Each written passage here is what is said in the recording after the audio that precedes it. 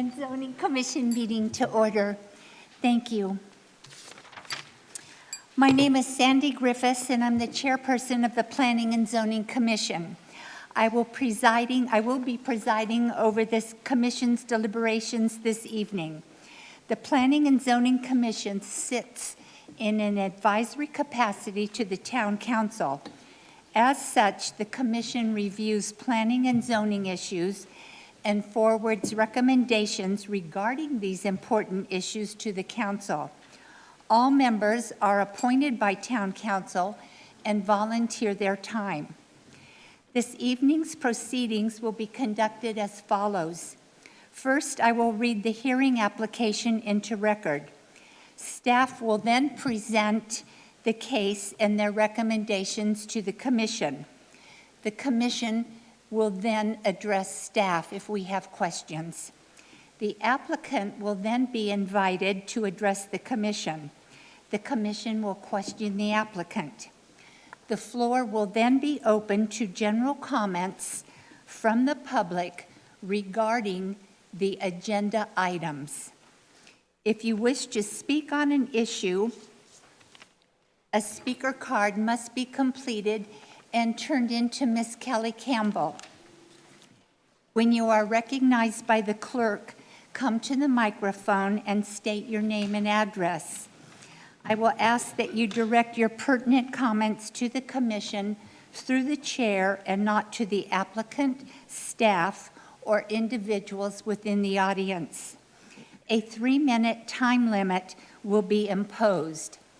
The 3 minutes will start after you give your name and address.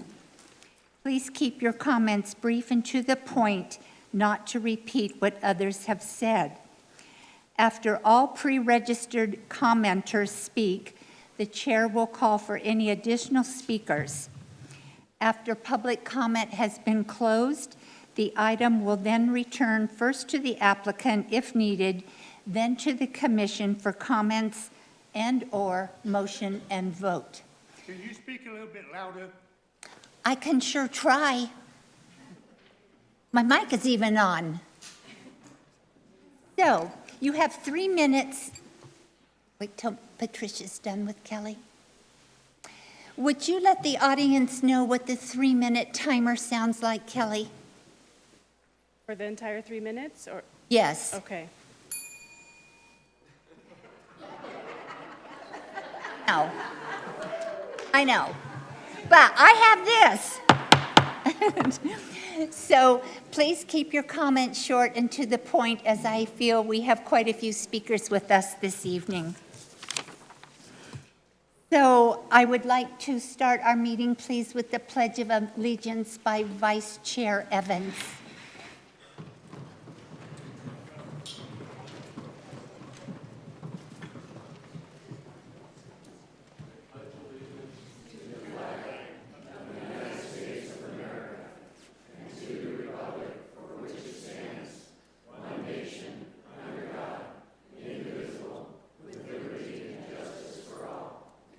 Thank you.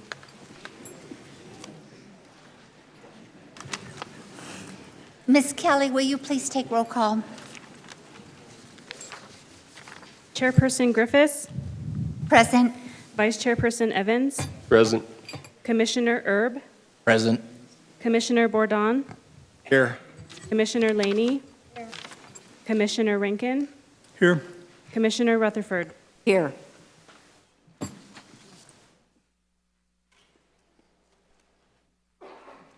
We need an approval of the minutes, please, from the January 8th, 2024 regular meeting.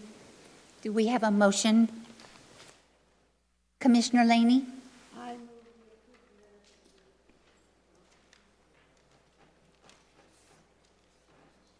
I move we approve the minutes of the January 8th, 2024 meeting.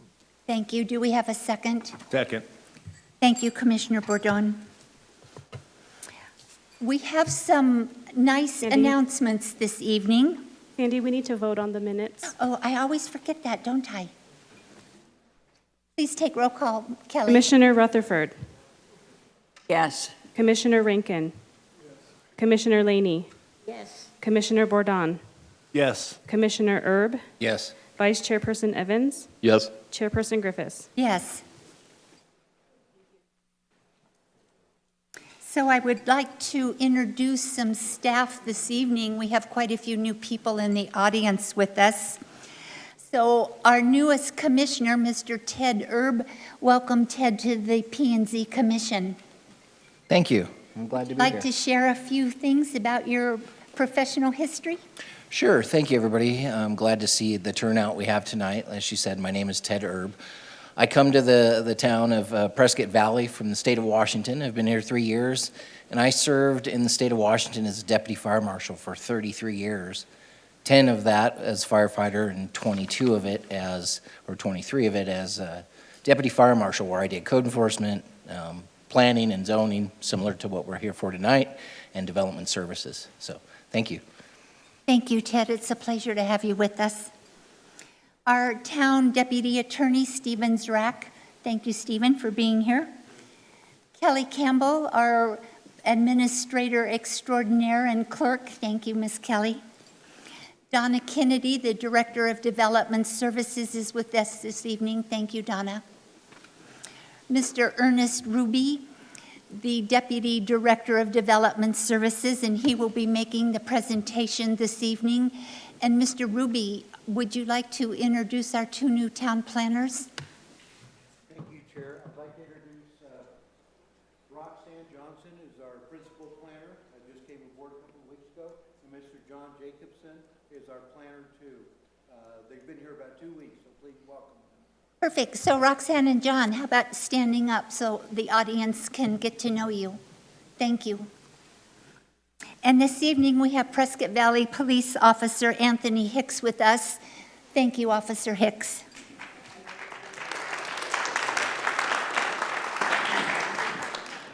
Does the commission have any announcements?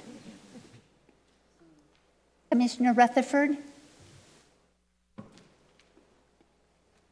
Point of privilege, Madam Chairman, I couldn't hear the question. This device doesn't seem to be working as well as usual. We will get you a new one. Ms. Kelly, could Commissioner Arda have a new device, please? Would you repeat the question? I wanted to know if you had any announcements you'd like to make. I apologize for not being here last month. I was at the wrong place without transportation, and neither Yav Connect nor the taxi were answering their telephone. Arda, sometimes I even go to the wrong place. It's okay. Commissioner Rankin, any comments? Vice Chair Evans? Commissioner Laney? No. Commissioner Erb? No, ma'am. Commissioner Bordon? Perfect. Wait, we'll give Arda a minute to get connected.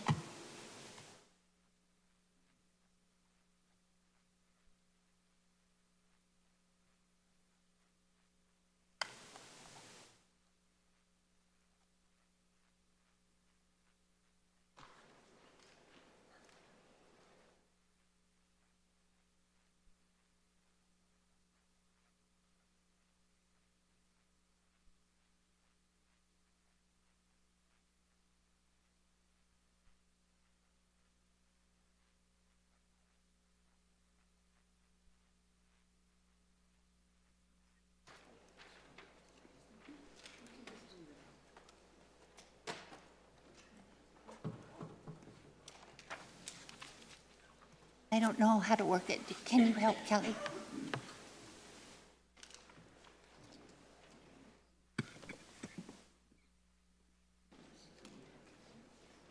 If it's working or not, because nobody's saying anything. Okay, Arda, test. Is it working? Can you hear that? Really. Arda, can you hear? Great. Perfect, thank you. Agenda item 6A, public hearing item, ZMC 23-007. Upon the application of Richard Whitney of Platinum Realty Services, owner, a request for a zoning map change from public lands to residential and services planned area development on approximately 49.31 gross acres located southeast of Superstition Drive and Sheridan Lane at 10,000 University Drive, Prescott Valley, Arizona. APN number 402-14239B. Thank you, Mr. Irby. Thank you, Chair, Vice Chair, Commission. Actually, two items that we'd like to cover tonight, and they're both on the same staff report. One is the ZMC 23-007, and the secondary is PDP, Preliminary Development Plan 23-005. I'd like to do that staff presentation concurrently, and if there's any questions on either item, please feel free to ask. Mr. Ruby, excuse me, when you say do them concurrently, will we be taking one vote for both of them, or will they each have a separate vote? Chair, Vice Chair, Commission, there will be two separate votes after your review. One will be on the zone map change. The secondary one will be on the preliminary development plan. Thank you, and both the items will have public comment, correct? Yes, ma'am, Thank that's you. correct. Okay, with that, I'll move forward. The PDP application, Preliminary Development Plan Application 23-005, is a request for a preliminary development plan to develop a 259-unit senior living community on the site of the former North Central University site. The site will include 83 cottages. Will also include, besides the 83 cottages, 136 senior living apartments, 11 row homes, 10 additional apartments within the existing building, and there will be 19 memory units within the existing building. It will also include a standalone restaurant, pool house, and other amenities for the clients there. The site location, generally located south and east of Superstition and Sheridan Lane, within the town of Prescott Valley near Unit 20. It is approximately 49.31 acres. The subject site is the former North Central University site, which has been vacant for 10 years, and the former building is now being neglected, or has been neglected and vandalized. As a matter of fact, there was 3 incidences of vandalism last week at the site, where the elevators were damaged, the cameras were damaged, and additional windows were broken. So that's part of the reason for moving forward. As you can see from the overhead, the site is somewhat isolated. It's away from Unit 20 along University Road. And a little bit of history about the project. It was originally annexed via Ordinance 591 in April of 2005. And it was annexed with the county land use designation of RCU 70, which is the closest that the town had for the county zoning. In addition, Ordinance 636 from August the 25th of 2005 effectuated the zone map change at that time, and the zone change was from RCU 70, which is the designation that came in from the county, and it went to a public lands planned area development, a PL PAD. And that, again, that was in August of 2005.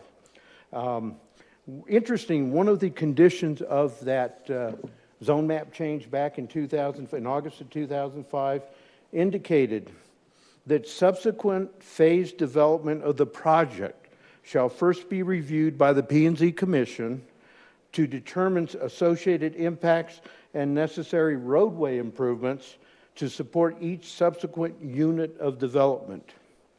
Why that's important is because the rezoning ordinance indicated that subsequent units of development for the project at that time could be allowed without any further rezoning actions. So that did 2 things. Number one, the existing university as it was at the time, North Central University, could have been expanded without any further documentations or approvals.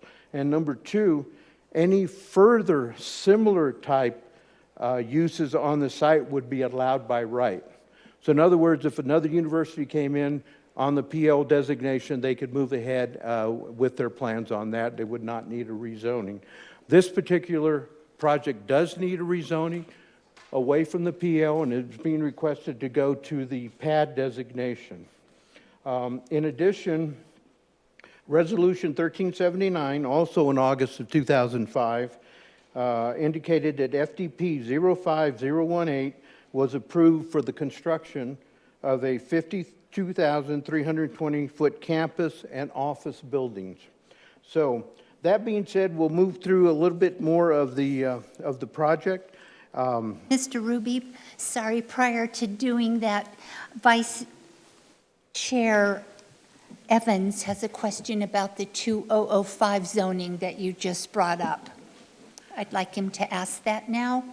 Madam Chair, Vice Chair, members of the commission, prefer to wait until the question and answer period after staff has done their presentation. The applicant and their folks, their engineers, are here as well.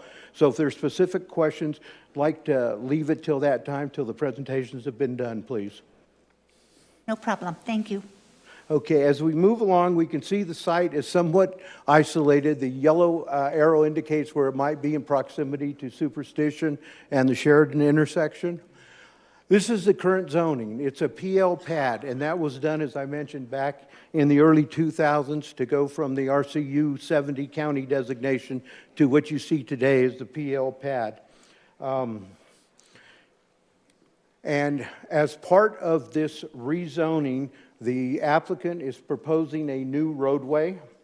That roadway would extend from North Mendocino up to the intersection of University Drive now, and would actually continue to the intersection of University and Sheridan with improvements.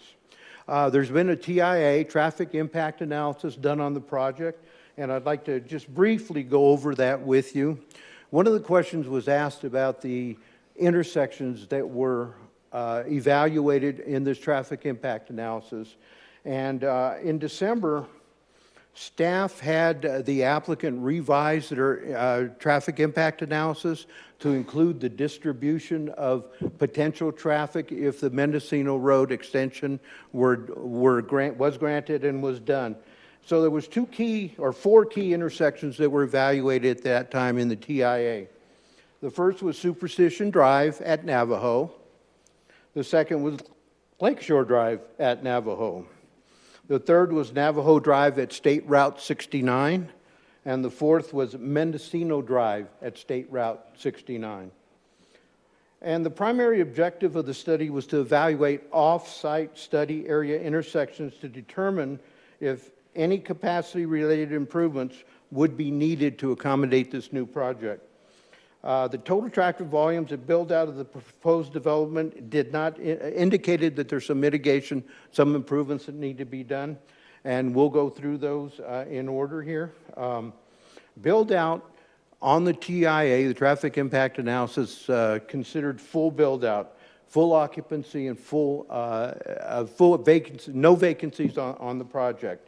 So the traffic impact could be expected. Now, the results of this study indicate that all off-site intersections are forecasted to operate at acceptable levels, other than the North Mendocino State Route 69 intersection. The report goes on to state that the single-lane southbound approach on North Mendocino at State Route 69 operates over capacity during the AM peak hour now. So it goes on to say that adding an additional lane to separate left turns from right turns only marginally improves this intersection. And in order to provide capacity for existing traffic on both this site, the Arizona Senior Living Facility, and for Prescott Valley Unit 20, traffic signal control would need to be employed. That being said, it should be noted that the field review on North Mendocino and State Route 69, along with confirmation from ADOT, who reviewed the traffic impact analysis and commented, as well as staff traffic engineer and staff town engineer.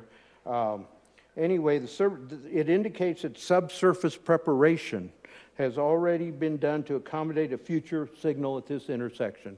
So years ago, ADOT was thinking that this was a traffic signal that would be warranted, and it seems like we're getting very close to that at this point. As development continues along the extended portion of North Mendocino, a traffic signal will likely be the appropriate form of traffic mitigation at that point, traffic control at that point.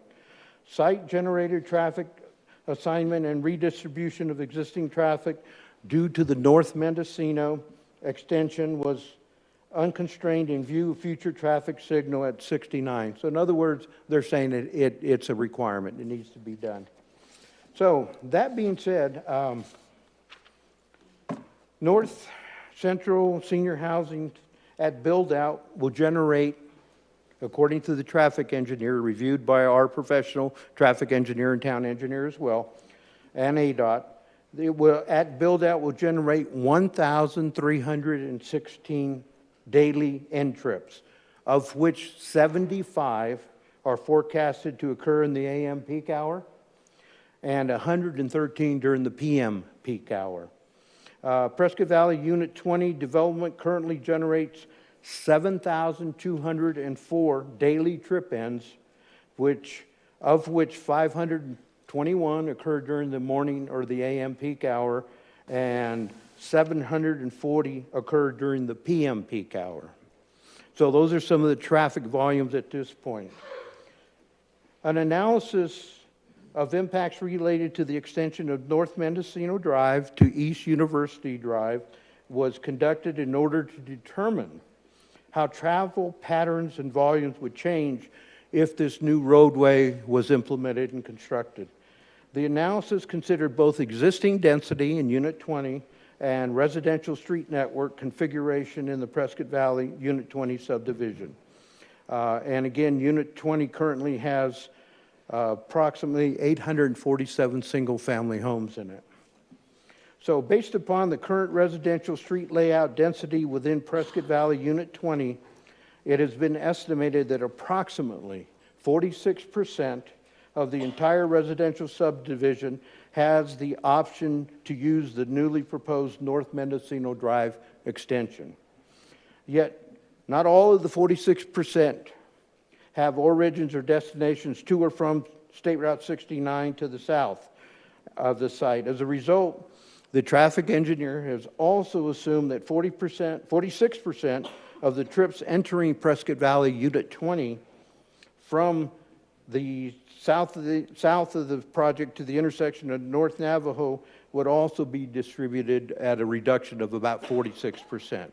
The traffic engineer is here to speak to that, so if you have specific questions, I would ask you to wait till that time. There were 3 neighborhood meetings held for this project. The first was in April of 2023. It was held on-site, and it was only scheduled for 30 people, and from what I hear, about 200 to 300 showed up. So that meeting was somewhat abbreviated. A second meeting was held here at this facility in the Crystal Room. Had a large turnout as well. That was in June of 2023. And then in November of 2023, a third neighborhood meeting was held. Again, very well attended. People were very well outspoken about what they'd like to see. And the theme from all 3 of those neighborhood meetings, if you will, were actually fourfold. The first was traffic impact. There was concern about the traffic impact onto the neighborhood, and please keep in mind that originally the North Mendocino extension had not been proposed. So the initial traffic impact analysis showed everything going back along Superstition to Navajo and to Robert.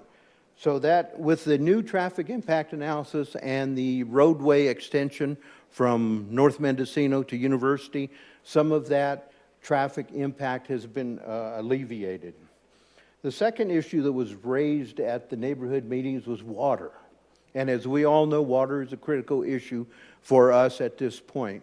And as a matter of fact, I'd like to just mention that there was a misstatement on the project itself, and that the reference to net zero should not have been made. It's been corrected. I believe in your packet you have a letter from the attorney stating what should have been said in lieu of that. The fourth bullet point, if you will, was project density. And there was a mathematical error that didn't indicate the correct density on that. Correct density is a little bit over 5 units per acre, about 5.18, 5.2, for the entire approximately 50 acres, 259 units. So again, the project density has been looked at. It is well within the general plan designations. And the last bullet point was open space. There was quite a bit of concern from the neighborhood about open space and about people being able to walk their dogs, for example, on that University Drive and then going south into the Arizona State Lands area. The open space as calculated on the site is beyond the town requirement of 10% on site, and it's been indicated to be about 70% of the site is open space. I'll defer that calculation back to the project architect, and he'll be able to speak to that a little bit for you. Now, this project, as I mentioned previously, was rezoned to the PL pad designation to allow the construction of North Central University at the time. At this time, needed one more thing. The area where this project is located is in Tier 1 of the general plan, not Tier 2.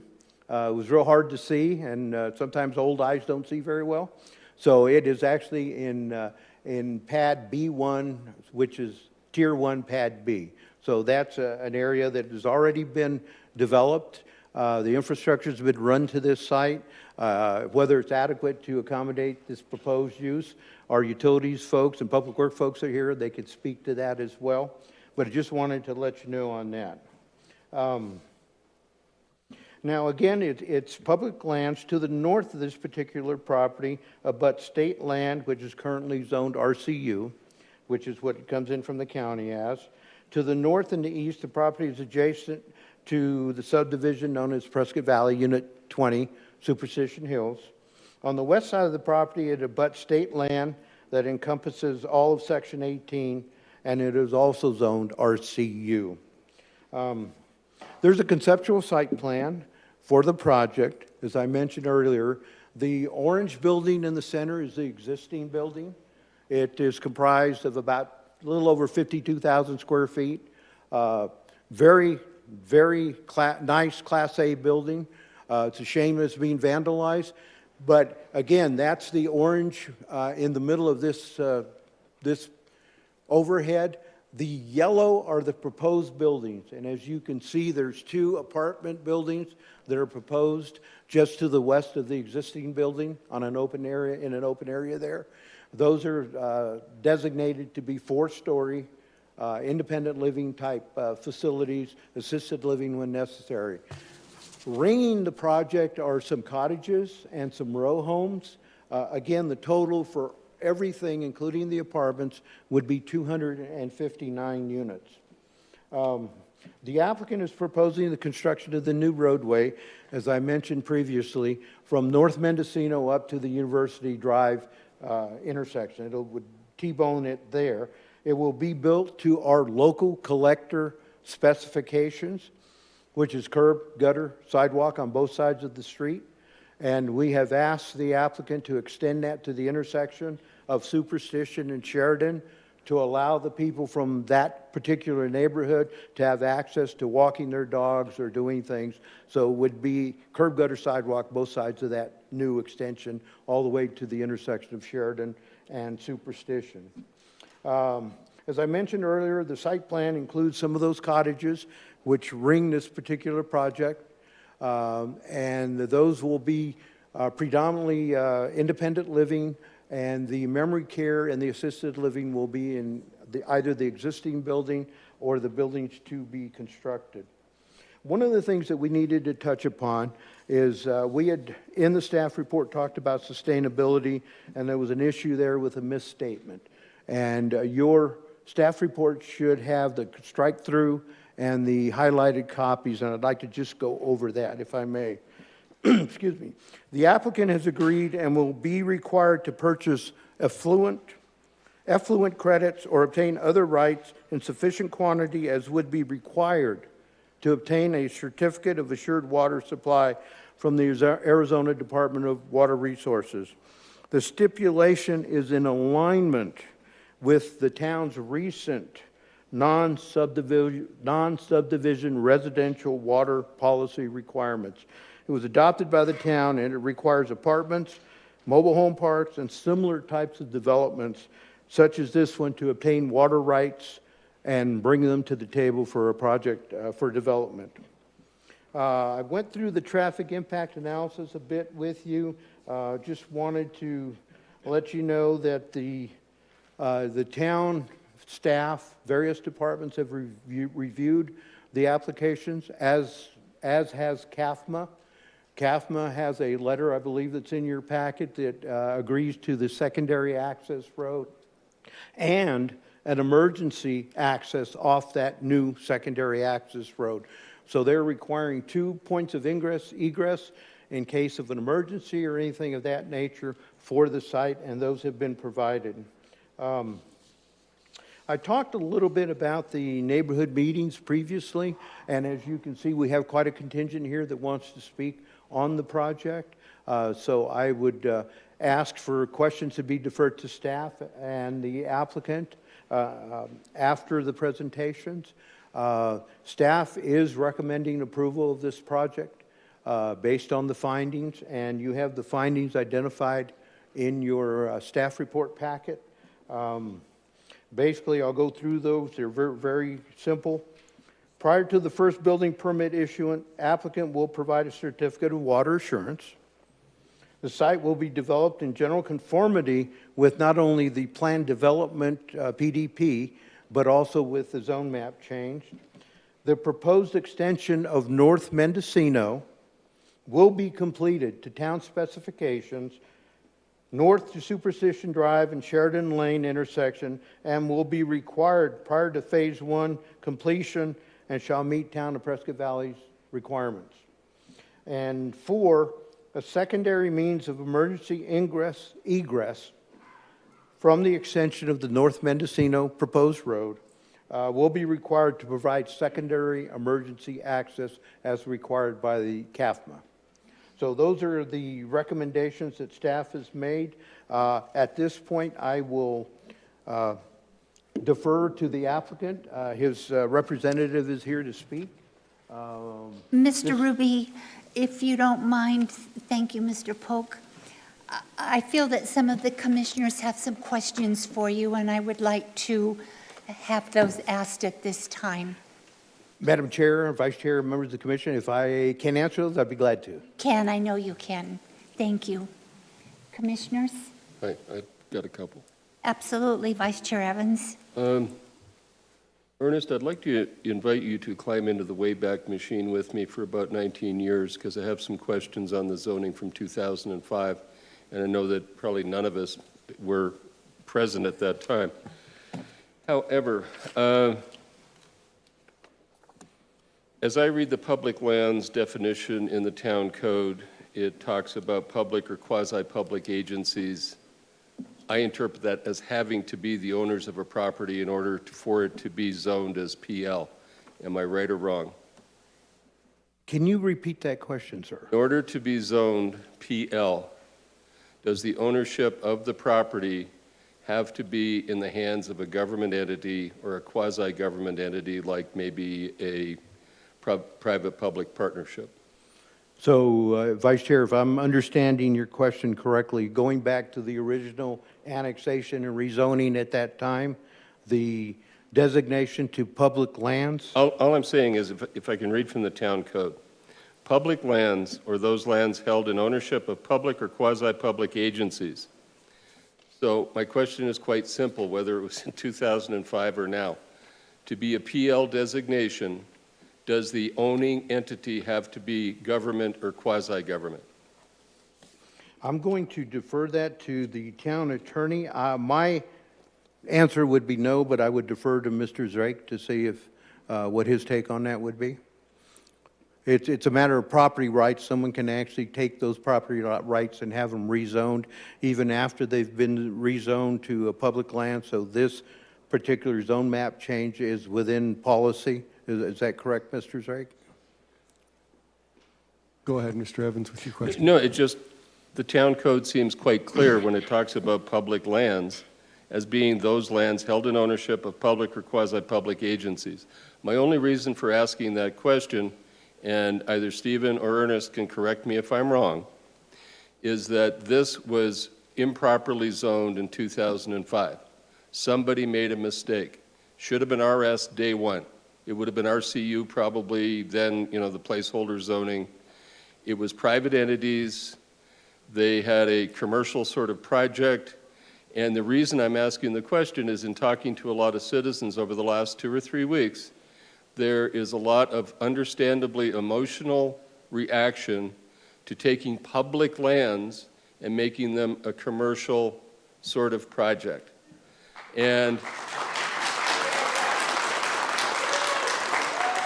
but hold your applause because you might not like the next thing.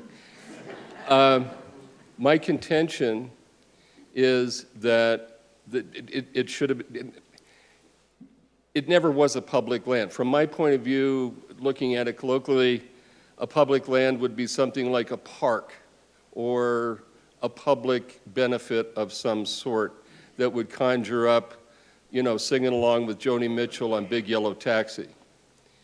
And all I'm trying to do is establish whether or not this was zoned correctly in 2005, should have been RS from day one, and that takes away or changes some of the rhetoric about, paving paradise and putting up a parking lot. That's my only question. It's fairly simple. Vice Chair Evans, I understand what you're saying. However, that's not on our purview or agenda tonight, and that's something that happened back in 2005. I disagree because I do think it deserves an airing. Can somebody, okay, if somebody walked into you today, there was an RCU 18 site, and they said, I want to build a school, but I want PL zoning. Would you recommend to them that they apply for a PL zoning, or would you steer them towards an RS zoning? Vice Chair, I'm not even going to attempt to respond to that. We cannot go back to what a council did 20 years ago and say that it was wrong. It was approved. May I finish, sir? Go ahead. Ordinance 636 actually did the rezone those number of years ago, and this was considered a project at that time. The ordinance even talks about developing phases of this project. So I'm not going to even consider your question that this was wrong back in 2005. I'm not trying to It was point a not. finger or blame anybody. All I'm saying is what we are discussing validly predicated? I don't think it is, but Well, with all due respect, Commissioner, I'm not going to go back and relitigate something that happened 20 years ago. I'm sure the attorney doesn't want to either. It was approved at that time by that city council, and moving forward, that's what we have to accept. Thank you, Mr. Ruby. Do we have any other questions from the commissioners to Mr. Ruby?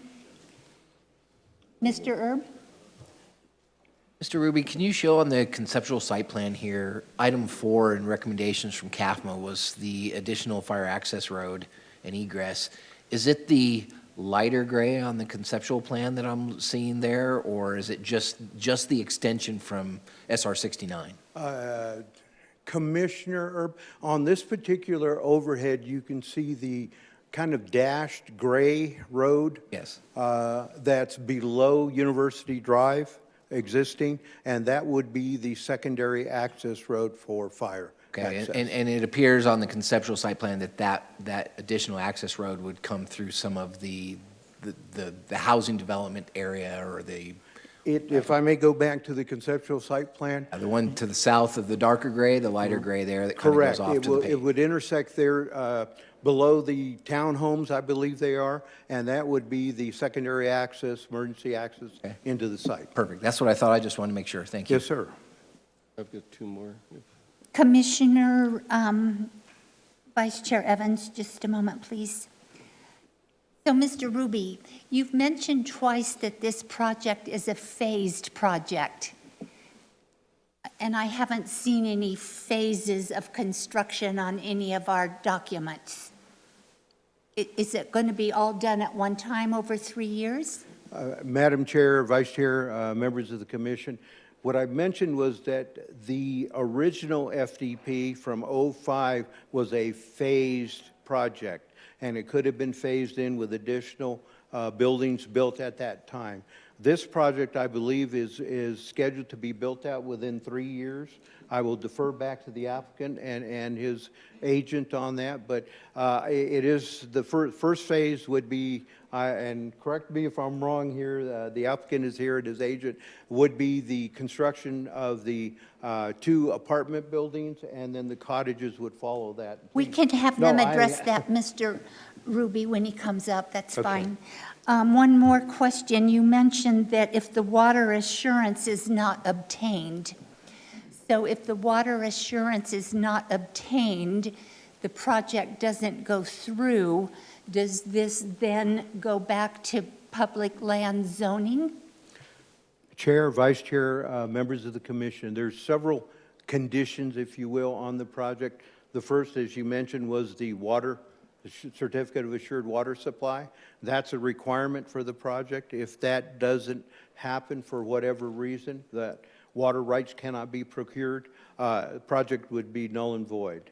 If, for example, and the applicant is working through Arizona State Lands right now to procure that easement for that new northbound roadway from Mendocino up to University Drive, if that were not to be procured, that would also kill the project. These are stipulations in the project conditions that must be met for the project to move forward. And the zoning stays where it was previously?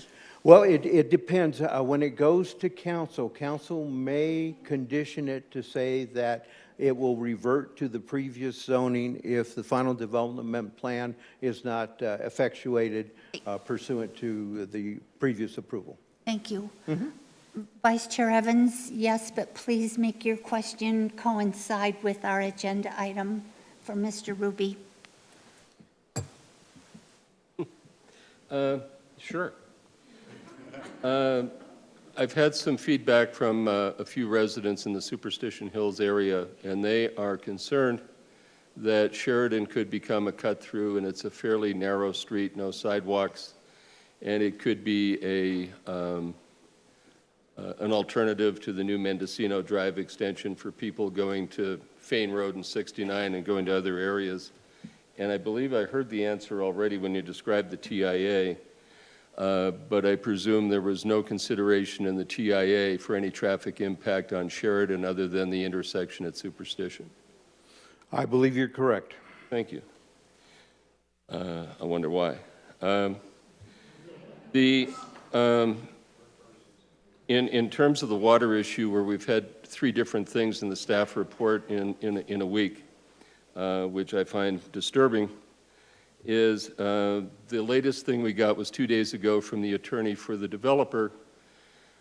So that was an email dated February the 10th, which had a fairly long and valid explanation of what they really meant about the water resource and what they were applying for and how they were treating it. But that supplement is dated January the 9th. Where did that month go? Was that information available to anyone on the 9th of January and not conveyed? Why was it all of a sudden a month later became a cause célèbre? Chair, Vice Chair, Commission, staff received the email that was forwarded to you on the 10th of February. Any other timelines on that, I will defer to the applicant and their attorney to respond to that. Okay, one last question. Is the applicant the current owner of the land, or are they negotiating with, are they kind of in escrow as opposed to I owning? think that's a question for the applicant when they come up, Vice Chair Evans. Yes, ma'am. Thank you, Mr. Ruby. Yes.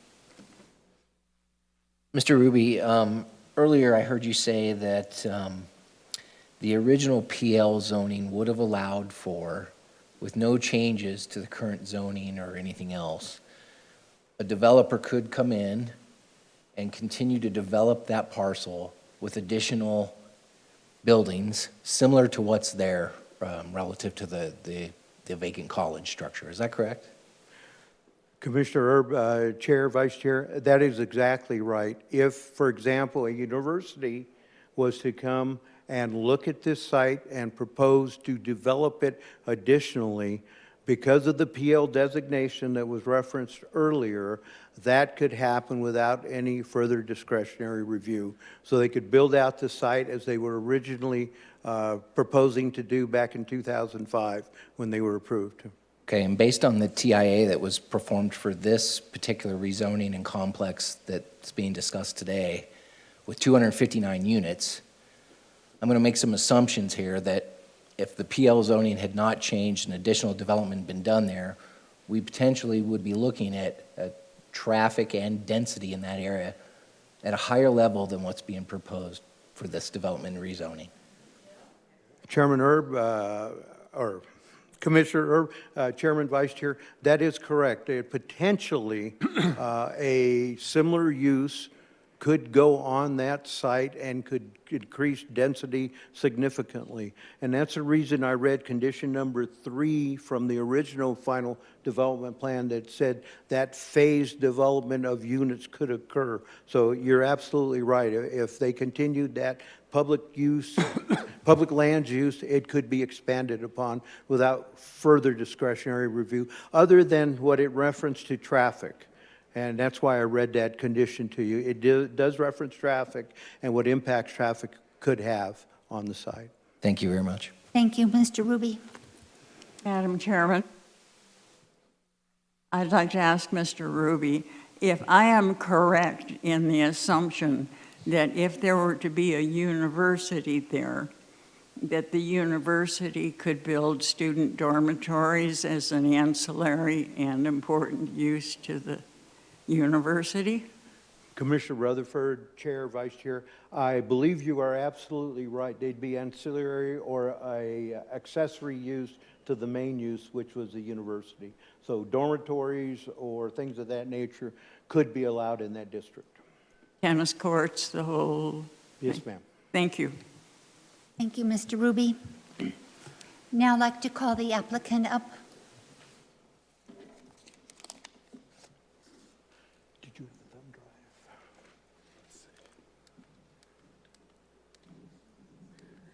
Oh. That's perfect. Get out. Okay, I'll get out of your way. Switch.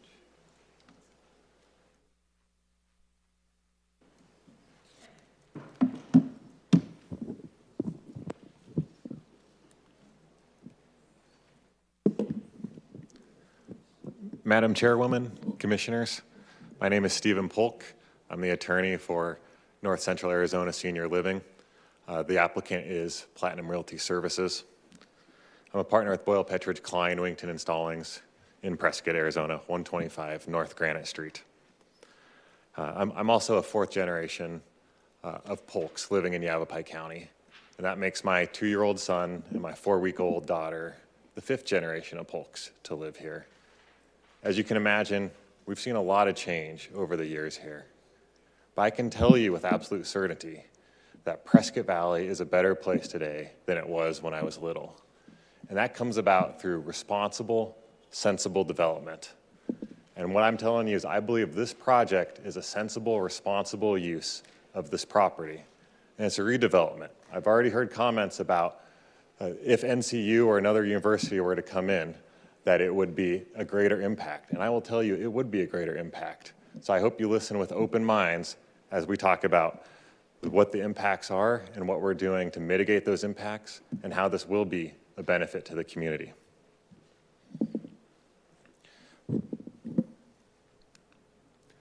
I'll introduce the project team. We have Richard Whitney with Platinum Realty Services. He is the developer. He's a resident of Sedona. He has 25 years of experience in development. He's developed the Riverfront Commons in Cottonwood, Dunkin' Donuts in New York State, First Light Solar, 400 Central Residences in Florida, and a 180-room Marriott mixed-use development in New York, among other developments. Also on the team is Doug Stroh. He's a longtime, well-regarded architect here in the Prescott Valley area. He also was my hockey coach when I was 7 years old. And so I could say he's probably responsible for where I am today. Also on the team is, we have Pender Engineering out of Cottonwood. Tom Pender is not able to be here today, but we do have Jesse Dowling, who did all the traffic studies, and he's able to answer. I'm sure you'll have questions on traffic. He's here. We have Matrix New World Engineering. There are the water advisors. We have Dylan Easthouse. He is a hydrogeologist. I may have mistaken his title, but he'll introduce himself as well. And that is the team. I would suggest, after my comments, we are prepared to about 3 minutes with our water advisor, 3 minutes with our traffic engineer, and a couple minutes with our architect, as well as some parting comments by Richard Whitney, if Madam Chair, if you're willing to entertain that. But I think with the significant community concern, we can address some of these questions in advance through the presentation. Mr. Polk, as you know, this is a very important issue before us tonight, so we would love to hear from your team, and I'm sure our commission will have questions. Thank you, Madam Chairwoman. So just briefly again, the project location is over in the circled in red here. It's adjacent to the southeast corner of Unit 20, that's Superstition Hills, but it is set off aside from that, surrounded by state lands. Here's the project history. Again, I think Ernest Ruby did that well. I'll skip that slide. But I did want to show you, here is the preliminary master site plan for North Central University. I think some important things you see on this is, in purple, that's the existing building. The little purple building is the existing building. That site plan, that was a preliminary site plan which was contemplated and in the development agreement, included 3 additional buildings. That's going to add another 234,000 square feet of building space. There's these 3 different parking structures. There's going to be 1,120 parking spaces in the parking structures, plus those additional on-street parking you see there. You'll note that on the northmost parking garage here, that's a 4-level parking garage. That has 2 levels above ground, and then they were going to use 2 levels below grade, utilizing the slope and building that back in towards the Unit 20 community. And I'm just overlaying that with, here's a current satellite shot of it, so you can see how you can see the layout of what the ultimate plan was. They put in the road and they were planning on building it out. Of course, that didn't happen. You know, the lease expired in 2017. NCU transferred their headquarters over to, I think it was Southern California, a year or 2 before that, and then the property has been closed ever since. I do want to touch briefly on what the allowed uses are in zoning. I think Vice Chairman Evans and others have made some nice, astute comments on that already. And that's under the schools and universities, under the public lands zoning designation, you get those ancillary uses consistent with that. And that includes dormitories, residence halls, fraternity and sorority houses, graduate student apartments, summer housing. Also under public land zoning designation, right now as a vested right, a hospital could come in here, or a medical campus, and those also are allowed those ancillary housing type uses. So that would be things like long-term care facilities, assisted living, hospice residences, transitional housing for patients, skilled nursing facilities. I do want to touch on water. I apologize, and I will take full responsibility for, in the project narrative, I wrote in there and submitted it would be a net water neutral project on the water aquifer. Turns out that is incorrect. That was a misunderstanding of mine. I believe it was citizen Jean Mata, who I suspect is here, in the Citizens Water Advocacy Group. They pointed that out. That happened just a couple days ago. To Vice Chairman Evans' question again, I also misdated that supplement to January, because I wrote that February 8th. Forgive me for being a 4-week-old baby at home maybe, but it was February 9th was the intended submission date of that, and it was emailed out the next day on February 10th. So I want to correct those statements. The project narrative incorrectly stated the project will operate on a net zero basis on the aquifer. Can I interrupt to ask a quick question? Sure. Why the epiphany on the wording of the water issue? What happened? How did it get started, and why'd you do it? Great. I will, 2 slides here, Vice Chairman, and I think I can cover that. Thank you. So all homes consume groundwater. This project is purchasing effluent credits. Now, this is, to me, a leading Arizona state-of-the-art, Prescott Valley, I think, is leading on water issues. They just adopted their new water policy that requires for-rent communities and those residential type uses that don't actually fall under residential, to require those all to buy the equivalent of that 100-year certificate of assured water supply. So that is a more progressive, more water conservation policy than any other community in Yavapai County, or even the state of Arizona. They've closed that loophole. I think it was a good move. I'll tell you that our team, had already committed to purchasing the water before that loophole was in place. We thought it was important as part of this project to make sure we purchase those water credits, to make sure we don't have, to minimize our impacts.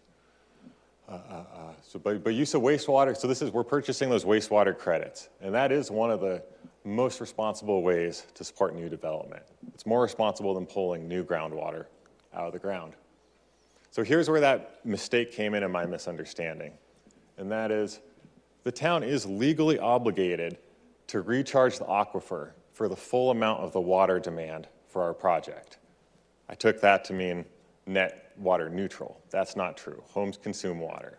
But the town is legally obligated to recharge our water. That's part of what we're purchasing with these effluent credits. It's also important to note the town has the physical water availability. That's proven to Arizona Department of Water Resources as part of this. So the town's not going to run out of water by approving this project and serving water to our project.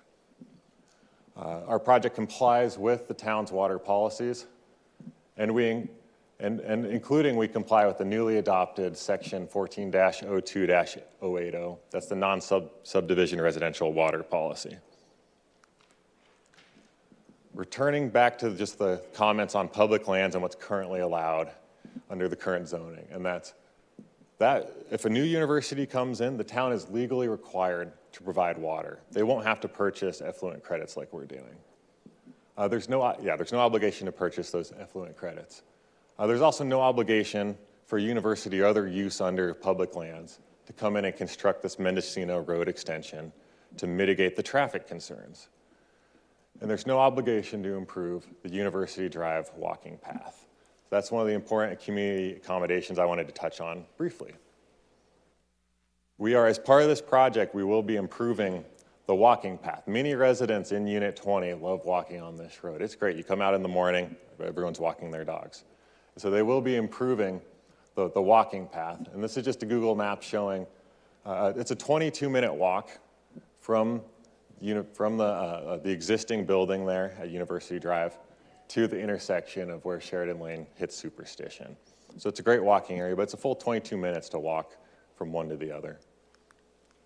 The other thing I wanted to just show on briefly is this traffic heat map. I think this is a really telling on the Mendocino Road extension and what a good idea it is for the town. And what you'll hear from our traffic engineer is that the Mendocino Road extension is a good idea regardless of whether our project comes in or not. You can see when you look at the heat map, red means more traffic. So you can see Prescott East Highway, Glassford Hills, right, hot red. Navajo and Lakeshore are also quite highly trafficked. But the important thing to see is there's really only 2 roads that go north-south through the whole community. And by extending Mendocino Drive up to Superstition here, to Sheridan Lane, we open up, it's the Unit 20 residents that will benefit. They're the ones who would use this extension. And it'll reduce traffic impacts on Navajo because that's the only way to get in and out right now.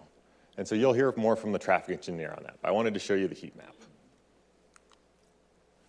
All right, this is my last slide, and then I'll turn it over to our project architect, if you'll allow, Madam Chair.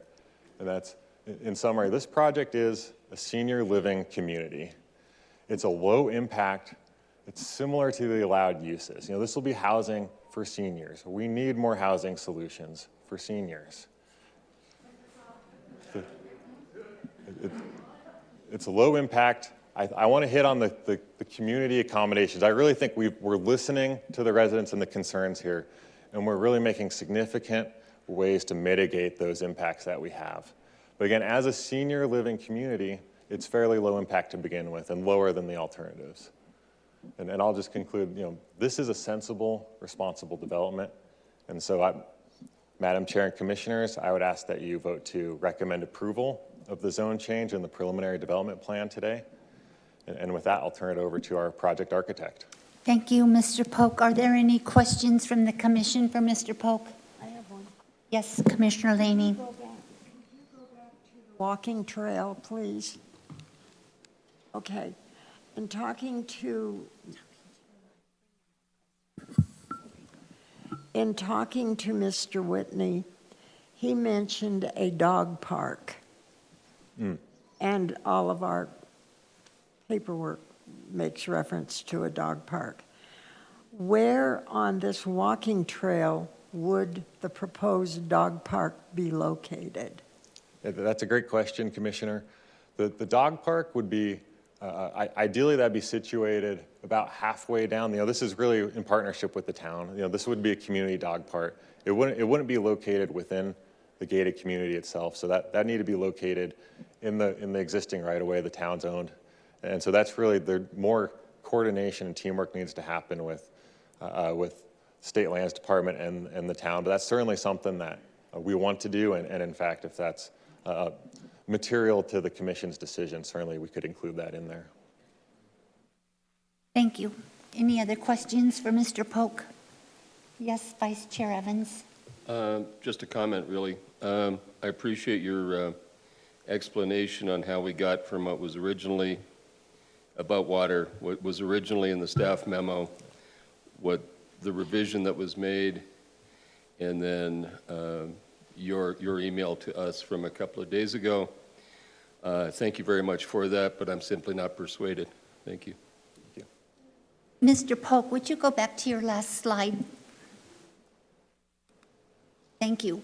Project is a senior living community. Define senior. Ooh, thank you, Madam Chair. That I will turn over to our project architect. I think he knows the answer. Okay. And then I agree with lower impact than alternatives. Totally agree with that. Community accommodations. What are we doing besides the dog park and a swimming pool, and what else? Madam Chair, by community accommodations, I was referring to the Mendocino Road extension to reduce traffic impacts and the improvements to the walking trail, which will be a benefit to the community. The purchase of the effluent credits as a responsible way to support the development. Now, things within the community our project architect could speak to. Thank you, Mr. Polk. Thank you. We're looking forward to hearing from the community architect, the hockey player, hockey coach.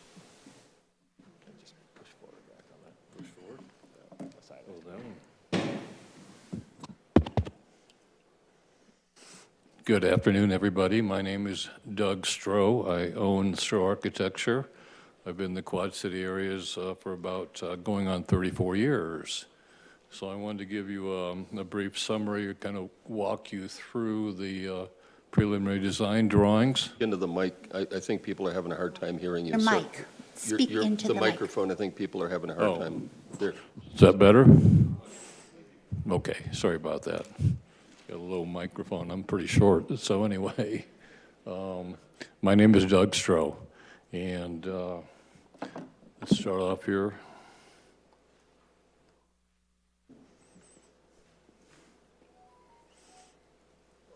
It's a button on the side or the top? Which one are you pushing? There we go. So you've seen this slide. It's kind of an overall vicinity map, and you can see our site in the purple, and the new proposed Mendocino extension, and the secondary egress road that runs parallel to University, and that has been approved by the fire department. That's what they preferred. And you can see our site. We're actually developing on 10 acres out of the 49 acres that we have. The site plan is pretty interesting, and the site plan was designed, in my opinion, by the site. You have, we kind of worked with the contours, and there's actually 7 peninsulas on this land, and we did not want to do mass grading. We could have leveled a lot of this out and done what you're used to seeing, like along Glassford Hill on 89A, but we felt it was important to not just bulldoze the heck out of it. We wanted to work with the topography, and so that's where this design came from. It follows the topography. We're putting most of the construction up on top on the more level portions of it, and so we think it's very respectful of the topography. When you're looking at it from afar, you're going to notice some development on the top, but no large gaseous or anything. The density, we refigured it twice this morning, and we have 78% open space. And like Mr. Ruby said, we've got, he went over the number of units that we have and everything. We have our internal trails that we're showing around the different houses and things. We have a restaurant in the upper right-hand corner that is going to be open to the public. The views from that restaurant will be spectacular. And the first phase would be renovating the existing building, bringing in the public, you know, the community amenities, which include things like library, dining room, game room, theater, stage, salon, physical therapy, fitness administration, et cetera, et cetera. And so memory care will be in that building too. And just a side note, of course, those people don't drive, and a lot of these people won't be driving, so please keep that in mind.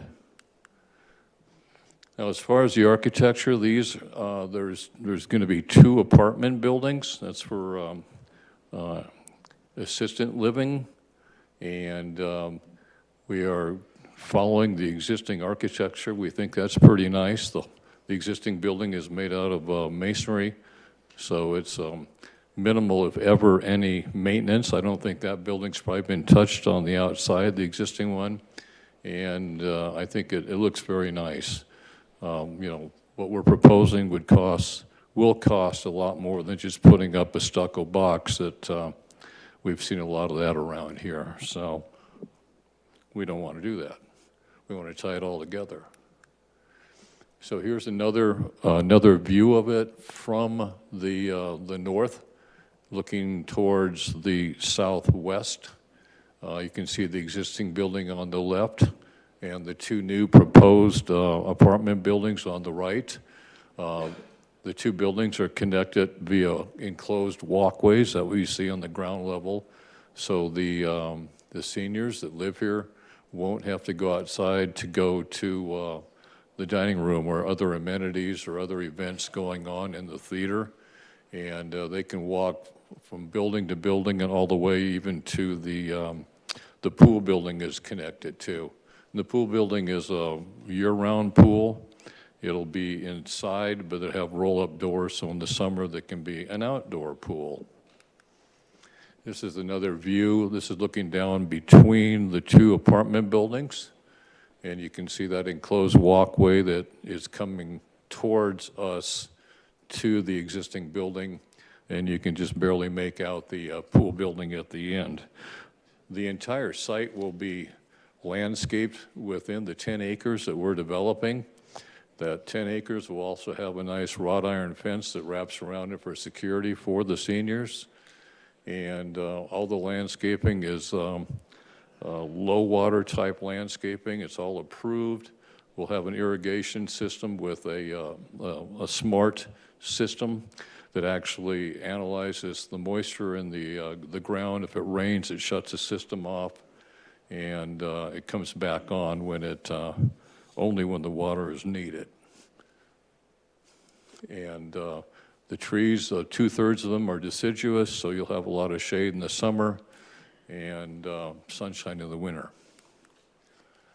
So this is a view looking towards the north, and you can see this is actually shot with a drone, so you can see the Unit 20 in the upper left-hand portion of the top one, and the closest house to our houses is about 1,200 feet. It's about 1/5 of a mile. And there is one property that you can't see here, but it's in the lower northwest corner of our site, and it touches a person's property that has some existing drainage issues that we want to take a look at and see if we can address those.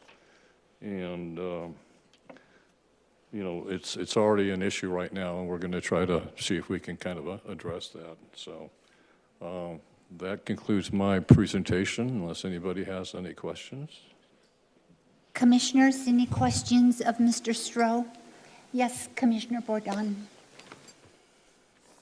You just mentioned about the drainage issue. Are you talking about some residential drainage that goes off and impacts residential properties? Is that what you're referring to? Oh, no, let me see my notes here.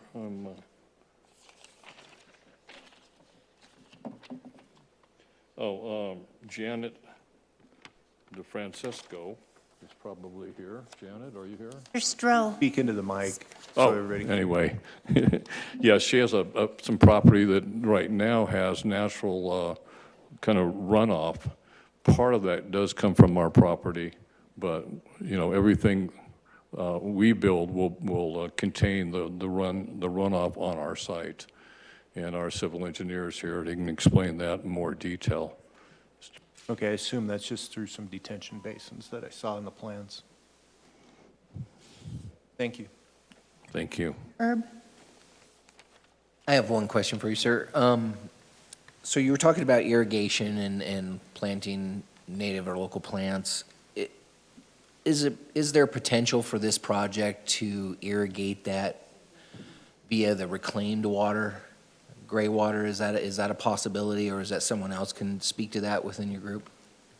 Well, that would be a city question. I mean, the gray water is not to the site. I think normally the gray water is either. I'm sorry, I misspoke, not gray water. I'm talking your runoff. So we're catching that in retention Yes, we are ponds. catching all that in basins, and those basins will be irrigated. We have an area that's, we're planning on putting an orchard in that'll have 3 or 4 different types of fruit trees. You'll see that in the center of the site plan. So yes, we are using whatever we capture as irrigation, which is minimal in our area, obviously. Obviously, thank you. I have a couple questions, Mr. Stroh, and then I have a commissioner that would like to take a 5-minute break, if you're okay with that. Okay? So you mentioned internal trails. I don't see any internal trails on any of my working documents. I see roads. So they're not real easy to see, but they're running around the perimeter of each one of the housing areas. Each peninsula has a trail that goes around it. It'll be inside the wrought iron fence, so a resident could actually walk around the entire perimeter of the 10-acre Of site. the entire complex. Of the 10 acres. We're not going to run the fence all the way out to the property lines. And then the other diagram you showed that you took with the drone, I had a question. I was going to ask if those streets have gutter and curb, and I see they do not. No, we do have sidewalks on both sides of all the internal streets. Show it in your rendering. Well, it shows up just very lightly. Okay, go back to the picture, please, with all the houses. Oh, the rendering, okay.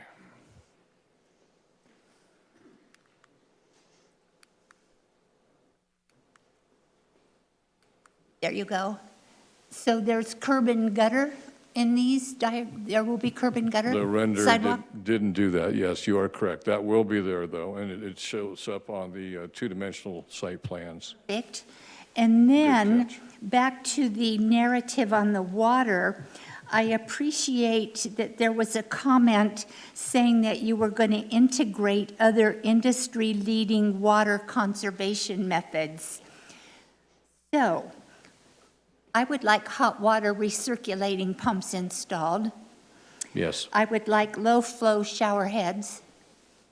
I would like low flush toilets, lower than what's required now by code.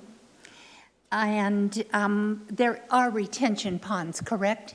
yes. Okay, perfect. One more question. On the renderings, you've called out a metal roof. I don't understand why you would call out metal roofs that are so expensive. Why not just shingle? Well, because we want a quality project, for one thing. You can have quality projects with architectural shingles Until you get a hailstorm. there. They do wear out in about 15 to 20 years. No, not the new ones. And that's just going to add to the price of your rental units. So maybe you would reconsider that at some point in time. Thank you for your suggestion. Mr. Stroh. I'd like to take a 5-minute break for our commissioner. Can we come back in 5 minutes, please? Tell Arta she has a break.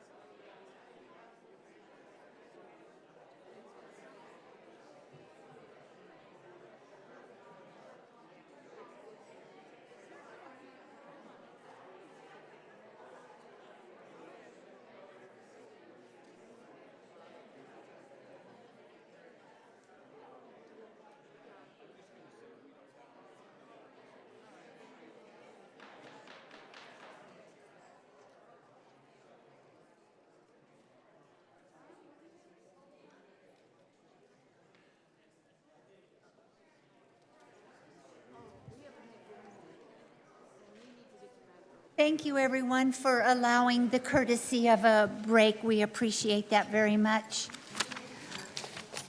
Mr. Polk, and your next speaker is? Jesse Dowling.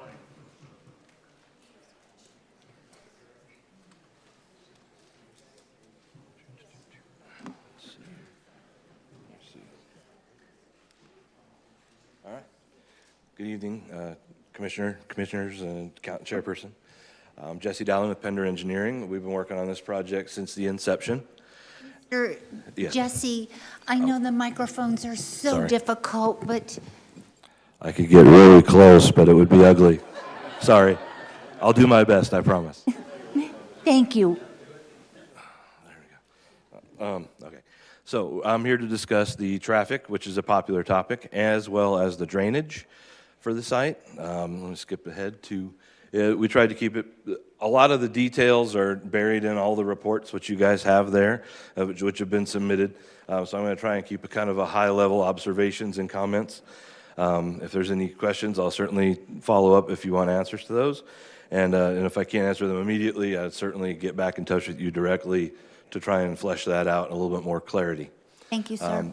So for this project, as was kind of alluded to, if it would have been at one point during this process, I remember reviewing this and saw that if it would have been built out to its full extent as a school, we could have been looking at some fairly large numbers for capacity coming in and out of there, up to, I think it was 5,000 trips a day. So we're going to be much below that, almost to a pittance. And that's borne itself out in the first version of this traffic memo that we did, and then the second, more extensive TIA, which then had another adjacent development added into that for consideration for some rentals on Navajo. So we've tried to take all that into account when developing this information and this report, which you have.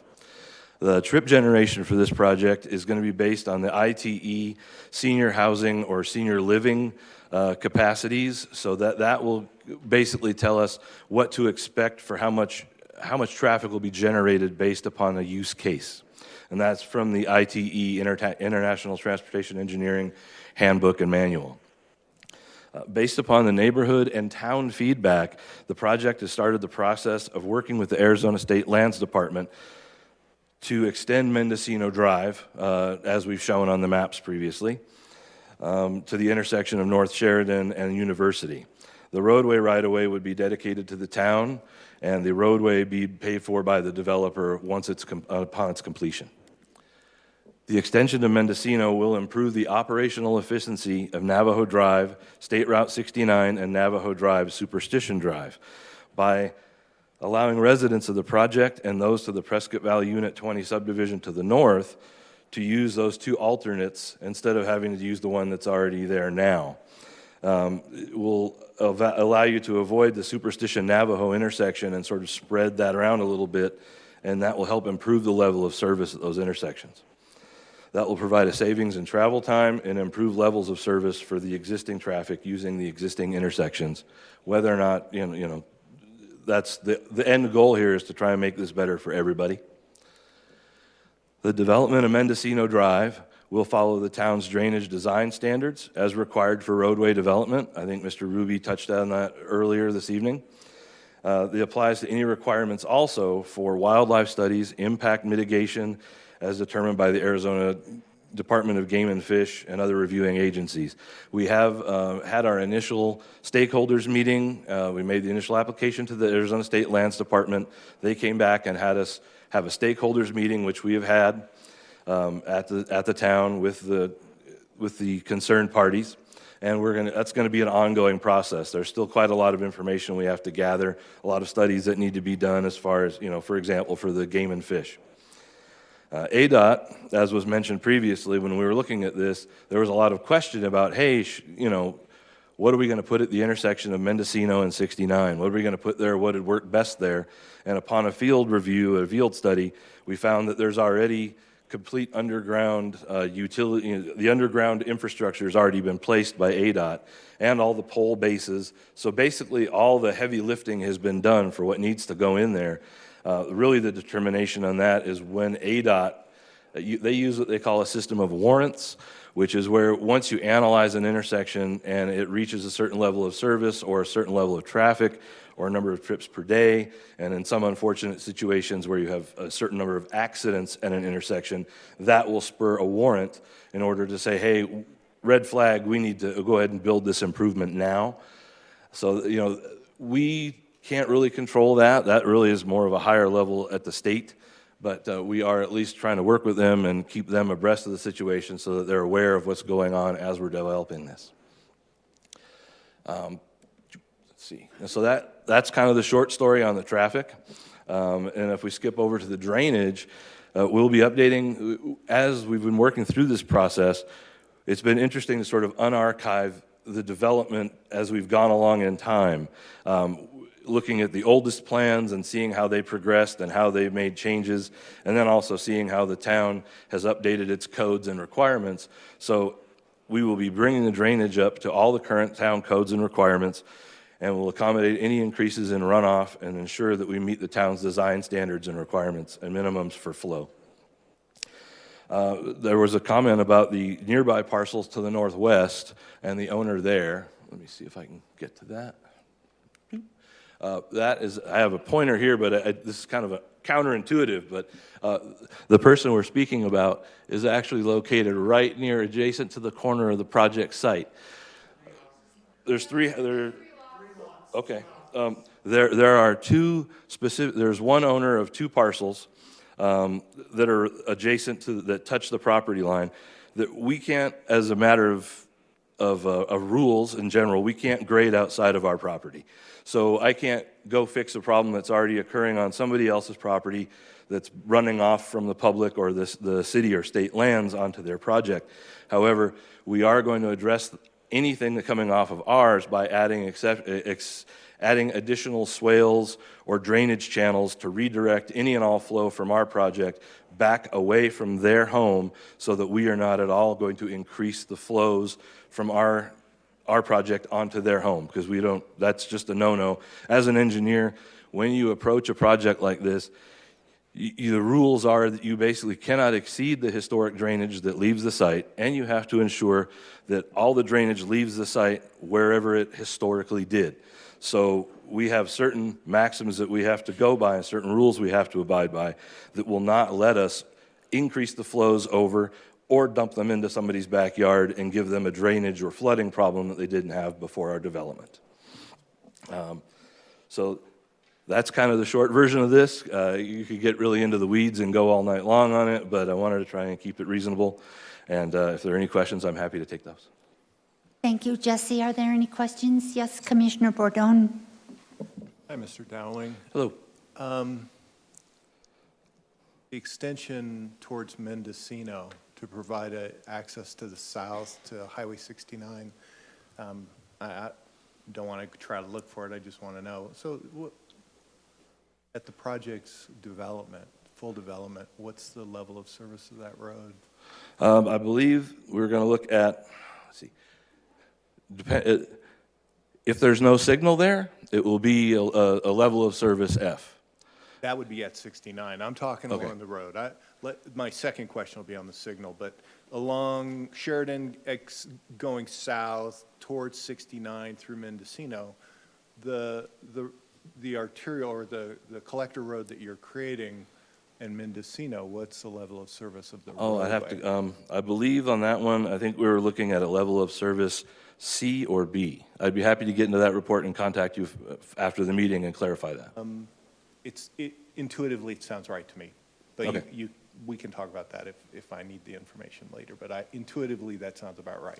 And that led to the next question, which is, so the signal, really the issue, the intersection, as traffic comes to that intersection, and what you've done is I've read that you're accommodating at least the left turn that needs to be left by extending the left turn lane. Correct, yeah, I believe they were looking at that, saying that adding a second turn lane there would kind of put a Band-Aid on it, but not adequately do that. And so short of the next logical step is to add the signalization. Okay, and then the last thing, which is beyond your purview, but it's just a statement. You know, people don't understand sometimes when you're working, outside like on these projects on Highway 69, for instance, or any of these projects, and the town wants to try to make developers pay their fair share, as I always used to call it.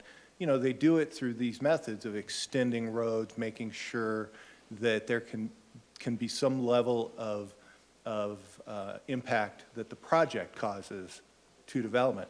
But it's very difficult for local jurisdictions to actually charge developers to improve future impacts from total development within the town through impact fees. And the reason I mention that is the town used to have probably impact fees on this and was restricted by the state legislature, as many cities and towns and counties were. So Yes. they took away that toolbox for the town to make sure they could look at development costs past what we're looking at today. Yeah, So I just want to make sure a lot of times people go, well, why isn't this group contributing towards that signal? There's actually no legal method that I know of, and, the attorney could chime in, but the state laws were changed to restrict cities and towns and counties from charging many development fees to developers. That's true. I actually did about 5 years on the Cottonwood City Council, and I believe we were in the mix of that when that was going through, trying to catch up with all that. So yeah, that is accurate. Yeah, I recognize you. But I try to point that out for clarity on the project because, we're able to provide a nexus for improvements like that that extension south, secondary access, improvements at the intersection that you're able to attribute to this project, but that signal is not triggered by this project. Correct. Thank you very much, sir. Any other questions for Mr. Dowling? I do have one, sir. Yes. I appreciate your comments and concern with the neighborhood lots with the drainage. That's just, it's a challenge that happens quite often. That it is. Yeah, very much. You're very involved with it. I'm assuming our Public Works Department is connected and will work closely to monitor this as well? Yes, I would hope so. Yes, that is my understanding. I know that Yes. we had one of our associates do some rather extensive digging at the town to try and find all those old plans and get all that old information to find out how we actually arrived where we did today. And that was very helpful. So are you working then with the town hand in glove through the course of this project to ensure water flow and all of those ramifications? You're not going to leave us? Exactly. Yes, ma'am. No, we would not do that. If we did that, the Board of Technical Registration would come and take a stamp away, and that's not a good thing. Perfect. Thank you for your comments, sir. Thank you so much, Chair and Commissioners. Mr. Polk, our next speaker. We have Dylan Easthouse with our water expert. Hello, my name is Dylan Easthouse. I'm with Matrix New World Engineering. I am here to talk to you about the water rights that were purchased we have a letter of intent to purchase for the project. Let me do this.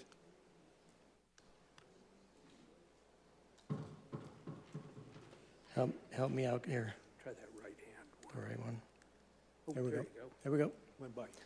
And really, all I'm going to speak about today is the policy that the town already has that went into effect, I believe, as of yesterday or today. I just paraphrased it up here, but it requires that all non-residential subdivisions that do not otherwise require a certificate of assured water supply to pledge to the town of Prescott Valley sufficient rights of renewable or imported water that would otherwise have been required by a certificate. So it closes a loophole that had existed that had allowed certain types of developments with let's say a one-year lease of the property to not have to acquire groundwater rights or any other rights in order to develop. And so really, this is a feather in the town's cap of closing a loophole that, and Richard had already decided prior to the enactment of this ordinance that he was going to buy those rights and bring that water, that paper water, we call it, to the project. But that is in the works. He already has a letter of intent. So really, this slide is really just to go over with you everything that we've already discussed with the town as far as the demand for the project as it sits today. And actually, I can tell you that this is very favorable to the town, that this is conservative for the project demand of water relative to what maybe I would do normally with the ADWR. So there are estimated of 1.65 persons per the single units, and then there's 2 persons for the multi-units. So you add all this up, and it totals 23.2 acre feet of demand for interior use on the project. You know, the sinks and the showers and the dishwashers and all that stuff. So all of that demand that would flow back to the wastewater treatment plant, that's the 23.2. And then we have the total non-residential demand, which is what every subdivision has, and that is the outside irrigation for landscaping and system losses. And that's something that all towns struggle with and work towards 0% system loss, but the fact is that there is about 10% on average. So the total demand for this project ends up being the 29.15 acre feet per year, which is if you were to open the faucet, that's about what it is. 6.6 gallons per minute is what the total demand is for the project. The physical availability determination is what that ordinance is based upon, and that has to do with the town's commitment to store effluent that they treat. So all of our wastewater goes to their wastewater treatment plant, and that portion of that is reused for the golf courses, and the rest is distributed, is put into the Agua Fria, either directly into the channel for recharge, or they have what's called a constructed facility, which are basins that recharge that water. So they have and that has been evaluated and issued by the Arizona Department of Water Resources. They have that capacity and physical availability to do that recharge for 100 years. And those are the credits from which the developer has decided to purchase his water rights for. So it is a unique arrangement for groundwater management. It's unique to Prescott Valley, but it is there are lots of entities in the state that do recharge of effluent, and so it's not unique in that regard. I just wanted to point out that the return flow on the facility, on this planned use, is roughly 18.5 acre feet. So again, it's not, as we've already pointed out, it's not a net zero. There are 10.6 acre feet that would be used for forever used. I mean, we use water. We need water. So that is the nuts and bolts of it. Thank you. Are there any questions, commissioners? Yes. Chair. Yes, thank you. I might be confused because I've read so many different things about water in the last week for this project. I believe I read somewhere, and please correct me if I'm wrong, that the effluent credits that you're buying from WAM expire in 2037? No, the credits wouldn't expire. They are dedicated to the project, and that's usually how it works for every certificate. Forever, at least for the 100 years. Right. And the town has to account for that every single year. It's almost like, it's an accounting that they have to do every year. So I'm like the grandfather in Moonstruck, I'm confused. Yep. No, there's just like ADWR manages the water, when you do a project, you buy effluent credits, you dedicate it to the project, and they're forever. Credits ever have an expiry date, or are they in perpetuity? It goes to the project, so it goes to the land and the project. Thank you. I have one quick question. On the total project demand, 29.15 acre feet, was that calculated before my conversation with Mr. Stroh this evening about other low-use water features coming into play? No, ma'am, that's actually a very, like I said, a very conservative water use for the project. That ADWR determines that 45 gallons per capita per day based upon the average of our community as it sits today. So it's very, very likely this project will use less. Should use less. Thank you, sir. You're welcome. Appreciate you. Mr. Polk? Thank you. We have Richard Whitney with some project vision, and I'll get the slide for him.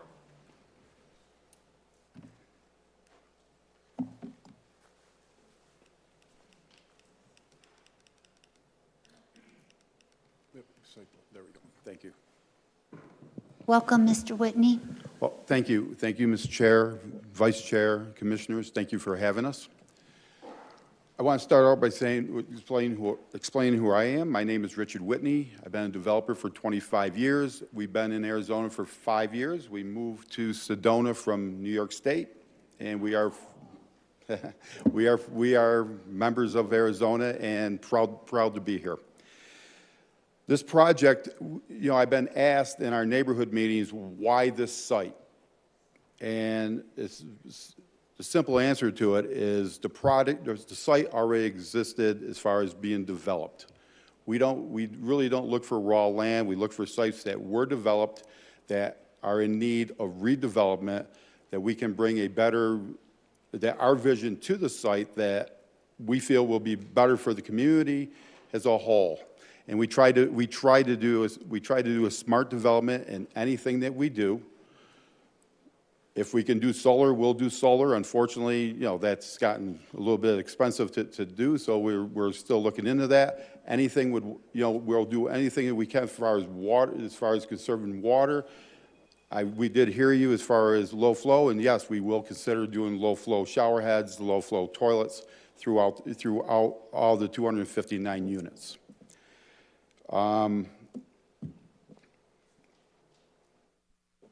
We have listened to everybody's concerns in our 2.5 or 3 meetings. We also met with some leaders of Unit 20 in a separate meeting. 4 or 5 people came, and we met with them and listened to their concerns.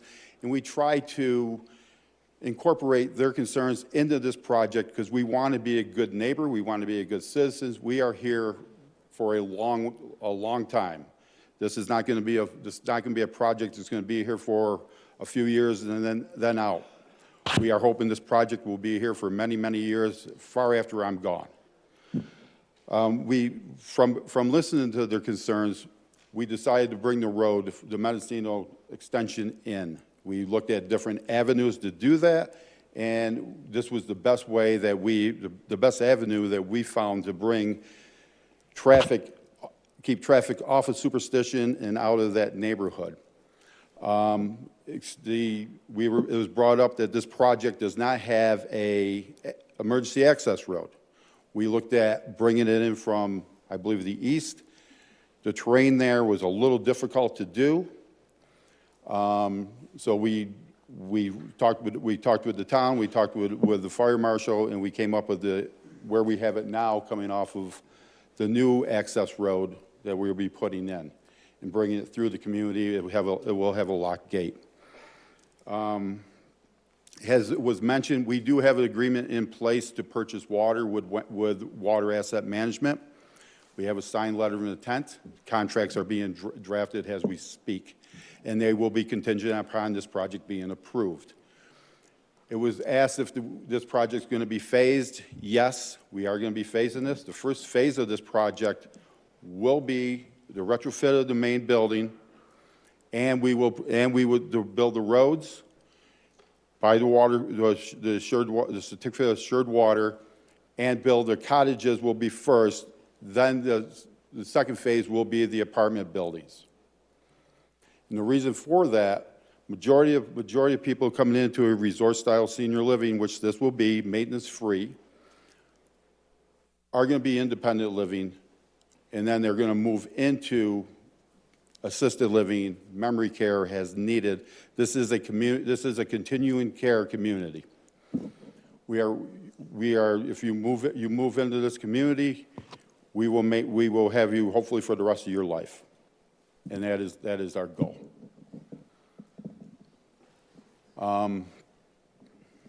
So at that point, I will take any questions that you may have.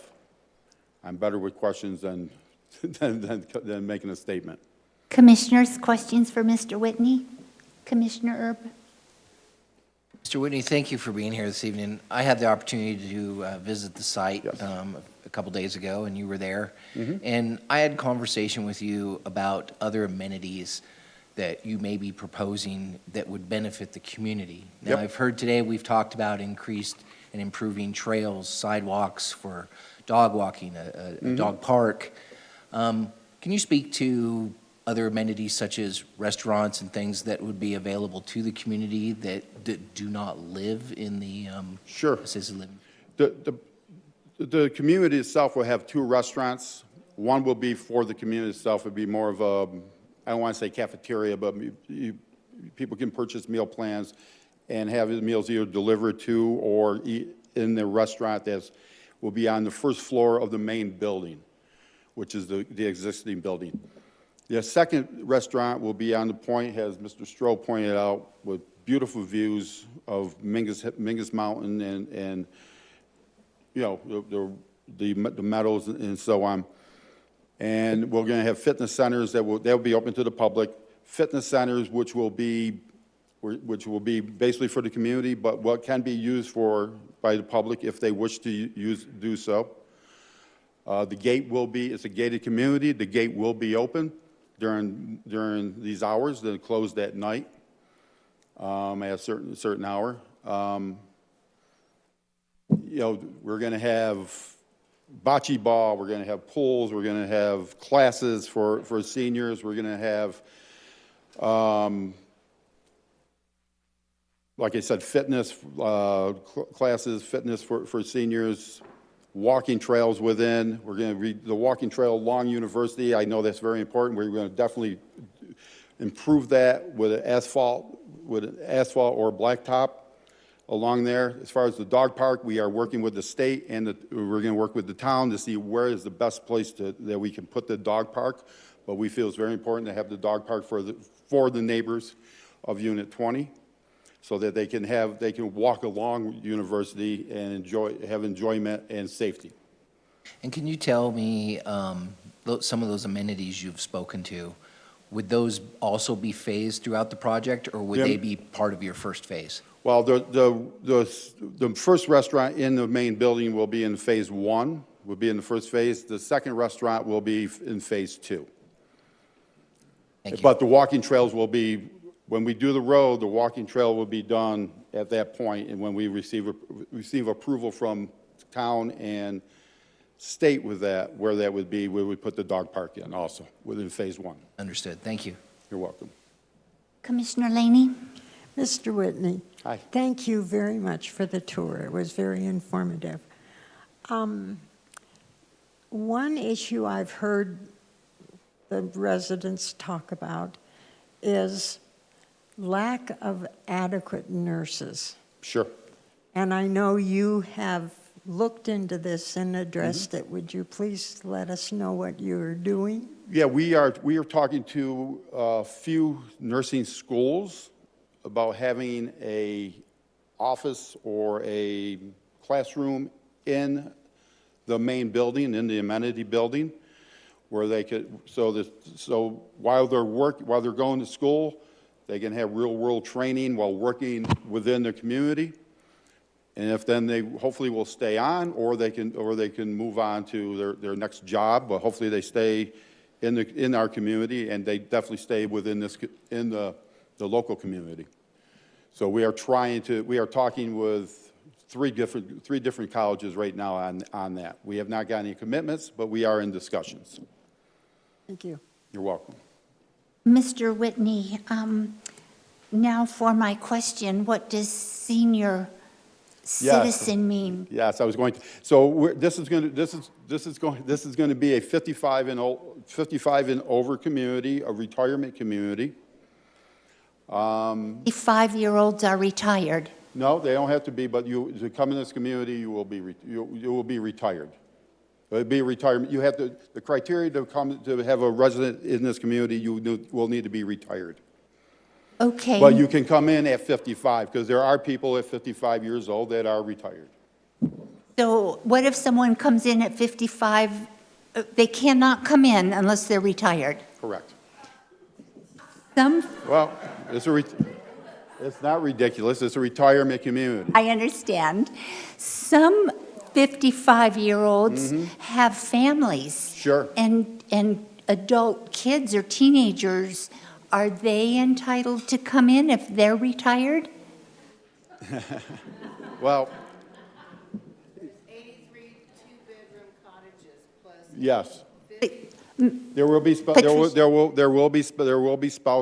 so there are 2-bedroom cottages. As far as children, if they're 55-year-olds with younger children, no, they would not be coming into this community. So. Okay, so I had one more question. Mr. Stroh said that there's 70% open space. Yes. In my mind, open space is connectivity where you can move about and walk about. So you feel comfortable that the 70% and your citizens that live there, their open space and walking enjoyment is going to be going around the community. You're good with that? We're going to have sidewalks, we're going to have trails. It's going to be, our interconnectivity is very important to any community that we build, so that once when you're home, you're going to have a golf cart, you can have a scooter, you can walk to and from, within the community. Now, back to Commissioner Laney's question to you. I was also concerned about health care and emergency services. Have you met with CAFMA? I mean, our fire departments are already overloaded. How did that conversation go?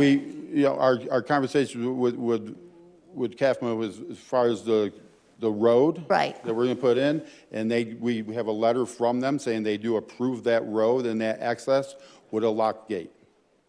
So yes, we have. Are you going to have an on-site doctor? Probably not an on-site doctor, but there will be nurses. Okay. All right. Any other questions for, yes, Vice Chair Evans? The current owner is 10,000 University NCU LLC, is that correct? That's correct. And they're a private entity, not government related? That is correct. Thank you. Other questions for Mr. Whitney? Thank you, sir. Well, thank you all for hearing me. Appreciate having you here. We'll now open it up to... Yes, sir. I'd like to direct this to Ernest and to Stephen, and it's a hypothetical not related in any way to 2005. I am a private landowner. I own 40 acres. It's RCU 2A zoned.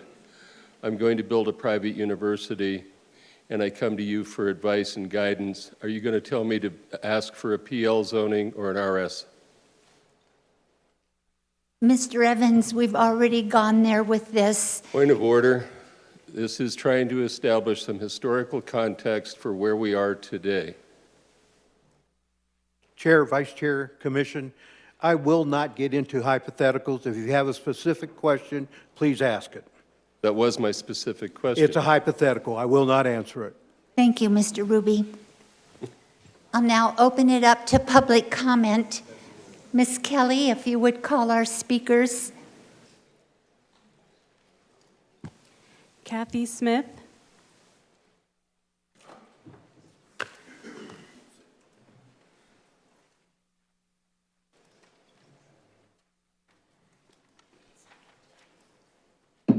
And I might add to our speakers, please be respectful. You have 3 minutes. And your time will start after you share your name and address. And we're looking forward to hearing from you. Thank you very much. My name is Kathy Smith. I live at 4201 North Rawhide Circle, Prescott Valley. And apparently I'm an outsider because my street is in Unit 19, not 20, which hasn't been addressed, but it's part of the community. What I would like to address to you is, and I have a handout. The discussion was from the beginning of this, and at truly the first meeting with the community was in June of 2023, and it was for assisted living and excuse me, that's why I have the water, I have dry mouth, memory care units, particularly in the existing building, which Mr. Whitney has indicated that the property's already developed. The property has one building, and that is the NCU building. And they were going to put 10 assisted living units in there, and I think 19 memory care units. And the handout that I've provided for you shows you the Prescott and Prescott Valley current facilities with their assisted living units and their memory care units. The first number is the occupancy number before the slash. The second number is the total number of units. So we've broken it down into assisted living and memory care units, where I've indicated all in one. Those are facilities, or combined, those are facilities where it doesn't make a difference. They start out as assisted living, turn into memory care patients, but so there's no explicit delineation between the two types of units. I will tell you that when we contacted these facilities back in this past summer, all executive directors indicated to us that they were having a major staffing problem. They could not get caretakers to apply, particularly for memory care patients. Now, there's a little bit of discrepancy this evening, because Mr. Stroh told you that phase one was going to be the NCU building and the apartments. And Mr. Whitney told you that phase one is going to be the NCU building and the, I call them single-family residence rental units, okay? Cottages, as we euphemistically call them. So I don't even know which is first. But they have also indicated that the apartment buildings, the 4 levels, 2 buildings, are going to be for assisted living. I don't know where they're going to get the staff for these people. And establishing a nursing school, now we're adding more people onto the parcel. Oh. Thank you, Miss Kathy. Your time is up. Okay. Thank you. Appreciate your comments and your handout. Thank you.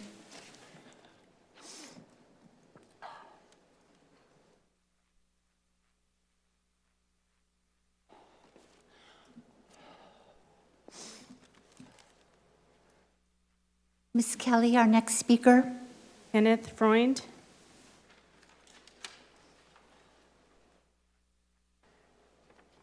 Good evening, ladies and gentlemen. My name is Kenneth Freund, and I live at 13401 East Palomino Lane in Prescott Valley. I want to start out by saying I'm strongly against this project for a number of reasons. According to Town Code, properly zoned public land is intended to provide areas within the community for uses such as parks, public open space, schools, and facilities for the enjoyment and use of present and future generations.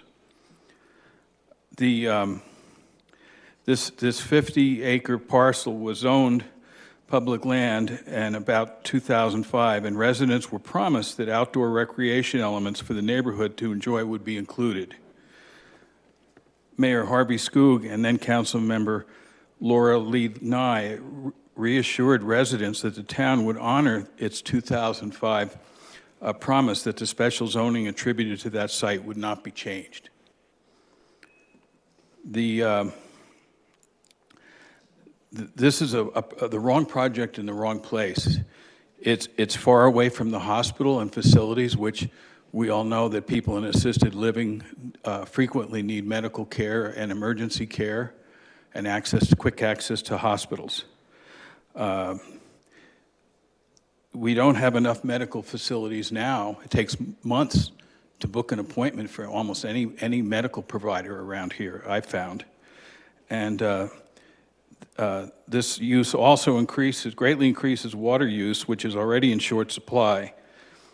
A CAWS is really, and I'm killing a sacred cow here, is really smoke and mirrors. Nobody can predict exactly how much rain we're going to get next week. So to say that we're going to have this exact amount of rain in 100 years and it will be covered is really honestly a joke among us. The town council continually chips away at the zoning master plan, which was approved by the voters. This parcel should really be parkland. Thank you. Thank you, Kenneth.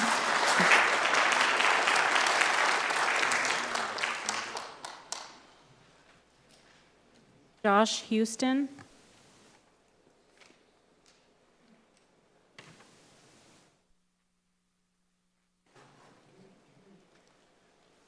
Good evening. My name is Josh Houston. I'm at 4034 Tonopah, which is, as far as this project goes, it will be seriously affected by both the traffic, the increase. If you're cutting across Mendocino, and if you go to Superstition, you probably go right down Tonopah, so all of that's just going to pass right by my house. I've lived here for 25 years. My house is paid for. My wife has been a teacher in this area for 25 years. She's taught hundreds of children here, and this project, in my belief, will detrimentally affect my standard of living and that of a lot of my neighbors. I don't know if this is as beneficial as they would have you believe, because I think it will irreversibly change the character of a neighborhood that I love. And I just beg and pray that you take into consideration a lot of the other people who also own their property in Unit 20. So that's all. Thank you, Josh.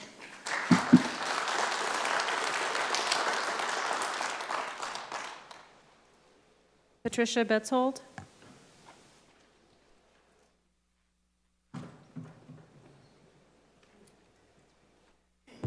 Good evening, Commission.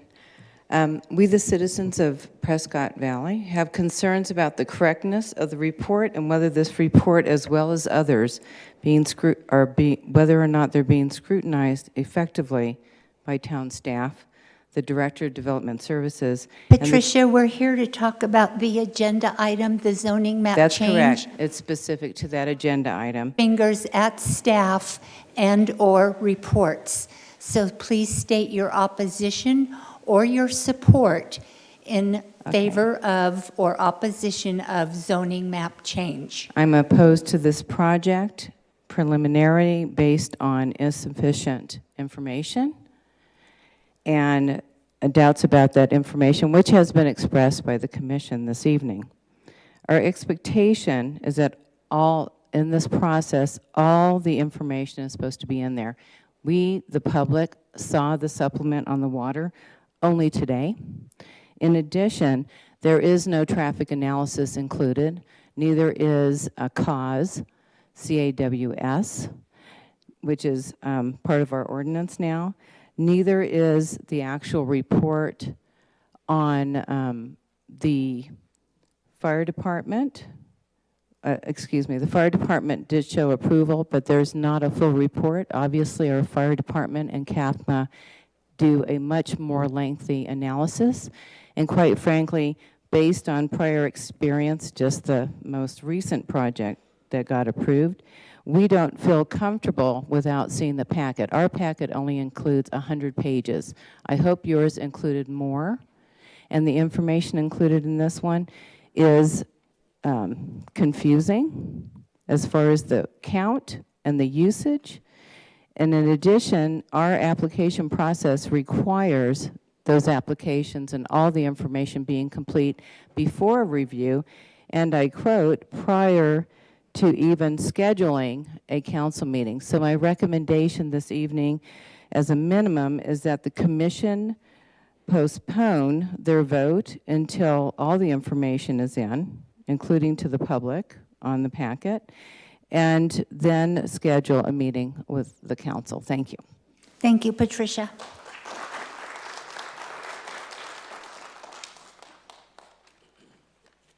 Keith Block.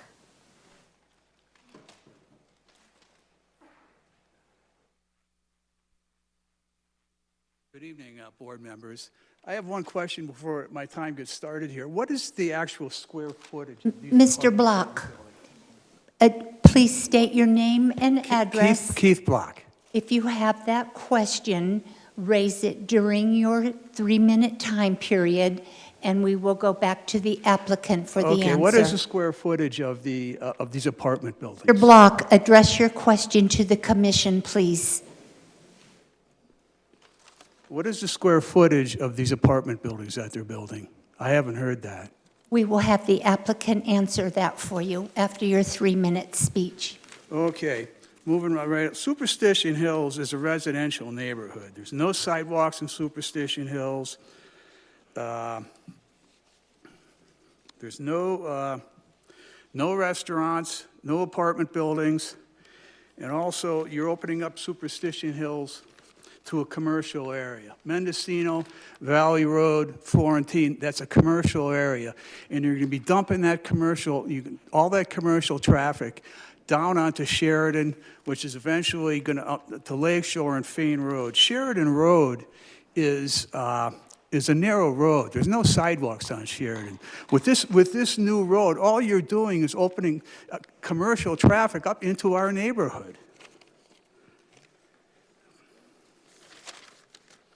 Once that new road goes through, there's going to be a fence built along it. There's a large parcel of state property on the east side of that. I'm not sure the acreage, I'd say maybe 20, 30 acres. There's going to be a fence going up. There's cattle that graze in there now. There's pronghorn. That'll be the end of them.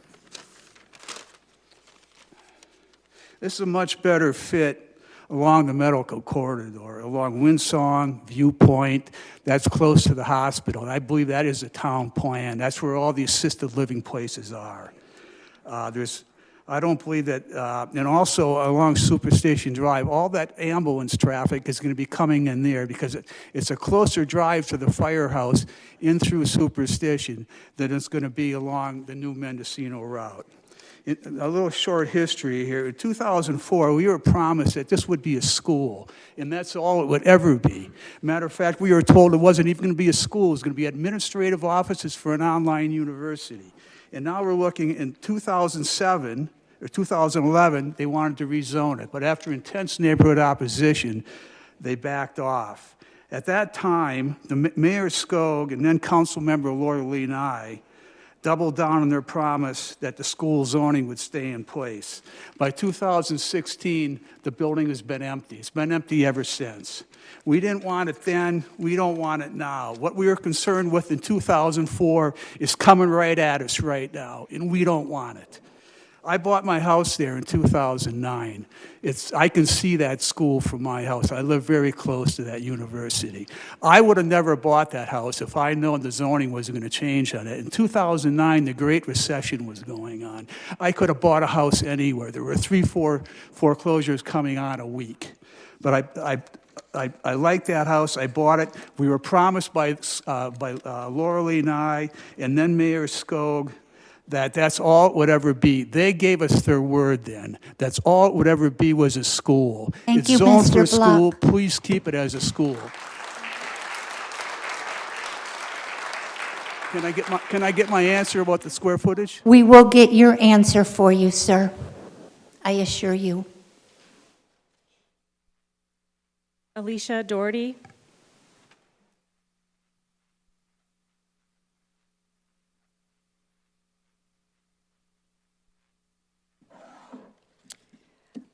My name is Alicia Doherty, and I live at 4250 North Sheridan Lane. I've lived in North Sheridan Lane for 27 years as a homeowner. I love our neighborhood. I want to point out that Sheridan Lane is right across from South Sheridan Lane that turns into University Drive, with only Superstition Road dividing the two streets from each other. From North Sheridan Lane, there is no stop sign or light until one gets to Lakeshore Drive, where there is a stop sign. It's a short drive on Lakeshore to Fane Road. It is the quickest way from University Drive to Fane Road. I use Sheridan Lane when I want to get to Fane Road, going to Highway 89 or Highway 69. Most people, when they find the quickest route, will use it to get where they are going. Sheridan Lane is a feeder street for 13 other neighborhood streets. It is the only egress for 222 houses. There's also 91 homes on Sheridan Lane, bringing the total to 313 houses that use Sheridan Lane to get to and out of our neighborhood. Most of these homes have at least 2 garages and several cars parked at each house. Therefore, Sheridan Lane has above average cars traveling on it. People often walk on the street from the total 14 streets mentioned. It can be dangerous for pedestrians as it is narrow with no sidewalks. In fact, mailboxes frequently get knocked down on Sheridan Lane from cars and trucks. It is so narrow. The rental homes and the senior housing that are part of the development for University Drive will have a negative impact on the value of our homes on Sheridan Lane and the other 13 streets that feed into it because of increased traffic from those rentals and the apartments. Has this been taken into account when doing traffic studies on the development? Why should homeowners be subjected to house devaluation from the increased traffic because of developers wanting a zoning change? Thank you.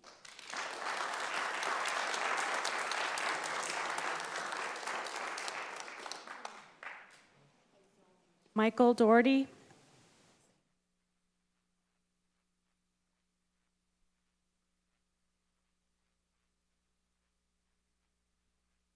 My name is Michael Doherty. I also live at 4250 Sheridan Lane.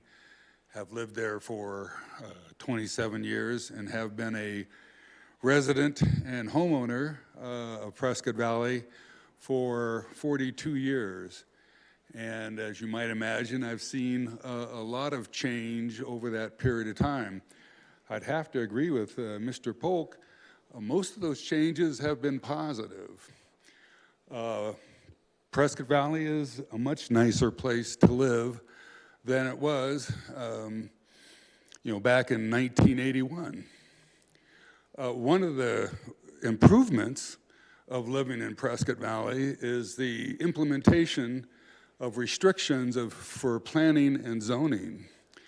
Back in the day, there used to be a house that we used to call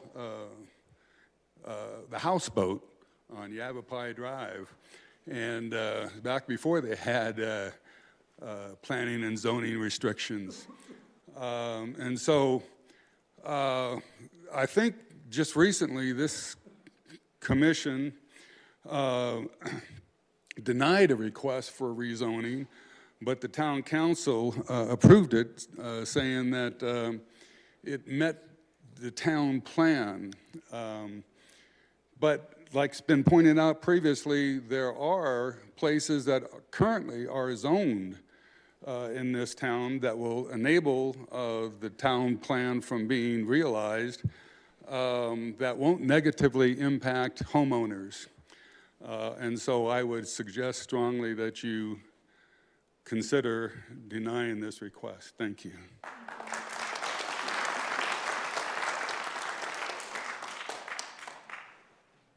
Dr. Ed Moody.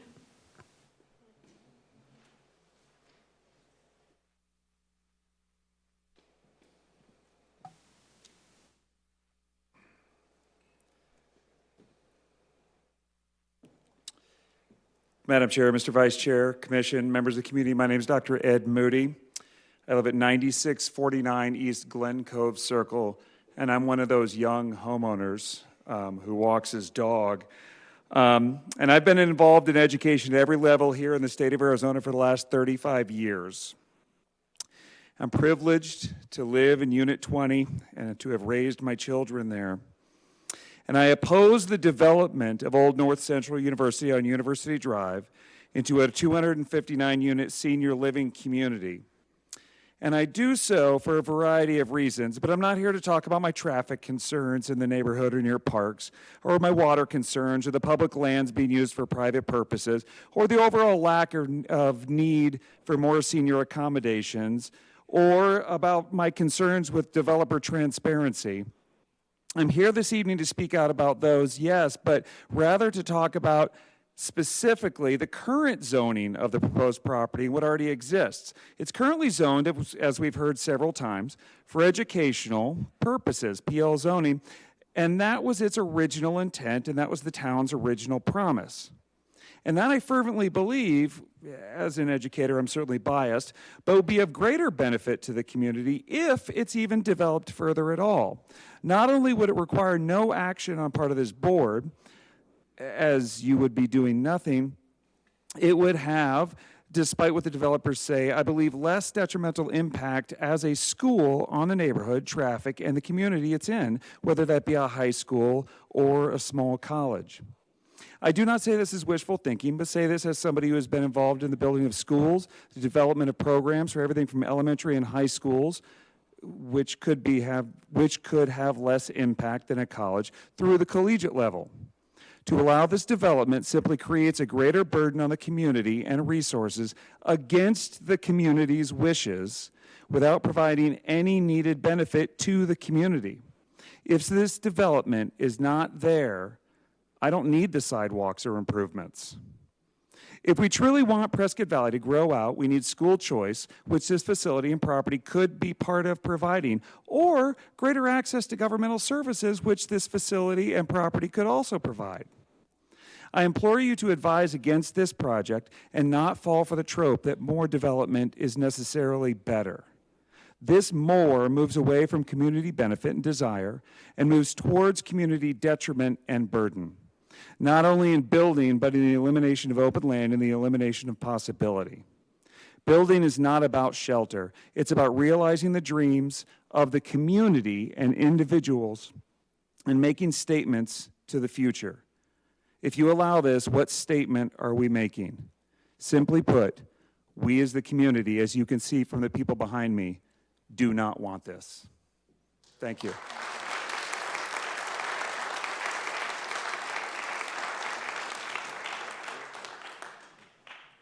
Debbie O'Brien.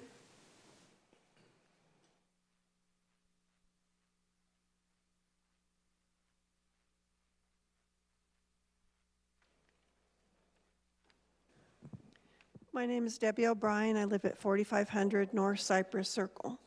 I'm probably the only person that's for this that's actually going to stand up and talk tonight. My husband and I are in agreement with the rezoning for several reasons. There was discussion at the last meeting that a charter school might be interested in it, and we would not be in favor of a charter school because of the traffic it will create with many family vehicles taking their kids to school and picking them up, which would cause long lines of traffic that would clog Superstition at least twice daily, as well as other evening or weekend school events. We have had experience with our parents in assisted and independent living. The majority of the people in assisted living can't drive, so they don't have cars. And many of those in independent living don't drive or seldom drive. So I feel that's going to keep the amount of traffic from the facility itself would be at least lower. If there's a restaurant on site, they will have less need to drive anywhere. We don't feel they will be a disturbance in the neighborhood. There would still be construction happening to have a charter school or any other event or building that's going to go on over there. We'd also like to see the damage and the vandalism being done to the building to stop. We don't need the type of people coming into our neighborhood for the purpose of wrecking the building and breaking glass. The development company was unable to hold our last meeting upstairs because of the vandalism on the second floor. We especially will be looking forward to another entrance to our neighborhood from Mendocino to be able to go out there instead of down Navajo. It's very easy to go down Superstition to Navajo and then over to Lakeshore to get out of town down to Fane Road. It's a good road to travel on. Traveling down the other neighborhood street it's small. You're winding through the neighborhood and it takes a lot more time to go. So we feel the construction traffic will come in on Mendocino and we will not have heavy equipment sun up to sunset or dramatically increase noise levels. Having the North Central Arizona Senior Living Community expansion will bring further revenue to Prescott Valley, more jobs, and more in property taxes. Thank you, Debbie.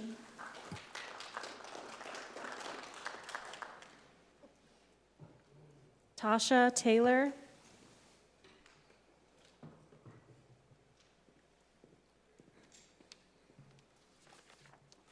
Hi, my name is Tasha Taylor, and I live at 431 South Cortez Street.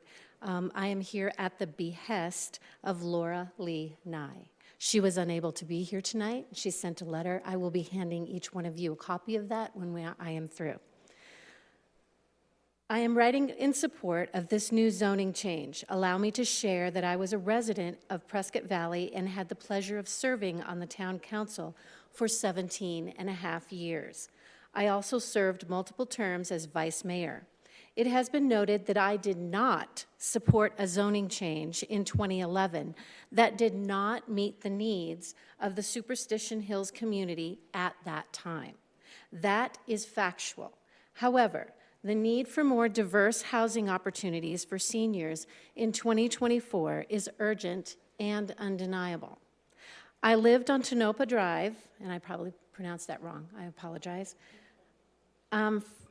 in Superstition Hills from August of 1999 until October of 2023. I currently live in an independent living apartment in Peoria, Arizona. I cannot help but wonder if this opportunity had been available to me, would I still be residing in the Superstition Hills neighborhood in the coming years? This developer has agreed to make infrastructure changes that are significant and will alleviate the concerns of some current residents. To have a well-thought-out facility for seniors in such a safe and desirable location seems to me a very positive decision for the community. Respectfully submitted, Laura Lee Nye. Thank you, Tasha. If you would give those to the clerk, please. Thank you.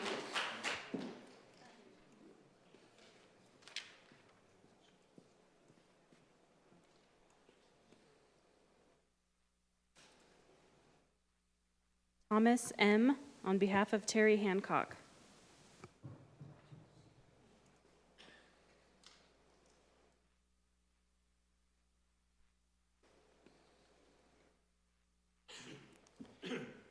Good evening, Chair, Vice Chair, Commission members. My name is Tomas M. I'm speaking on behalf of Terry Hancock, who could not be here due to personal reasons. So we thank you for your understanding. I am writing this memo in support of the North Central AZ senior living community. My husband and I located here over 5 years ago in the Superstition Hills area. When I was made aware of the facility being considered, I attended 2 of the meetings. The reason I was interested was that my husband and I have now turned 65 and are retired.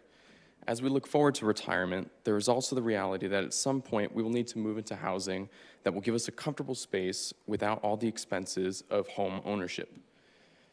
At the meetings, I found that Superstition Hills United residents to be taking a very short-term view of absolutely no development under any circumstances, without giving any consideration to the project itself and its positive impacts. I truly believe that this project will be filling a community need for senior transitional living. I have found that the representatives who conduct the meetings have done due diligence in their slide presentations, explaining the process, impact studies, including traffic, water, and wildlife concerns. At the last meeting, residents brought up another entry to the property. The developer has now fixed this, and they're doing a secondary entry to the property. The developer is listening, making adjustments, and going the extra mile to minimize the impacts to the surrounding area. A few items that I'd like to address from the previous meeting.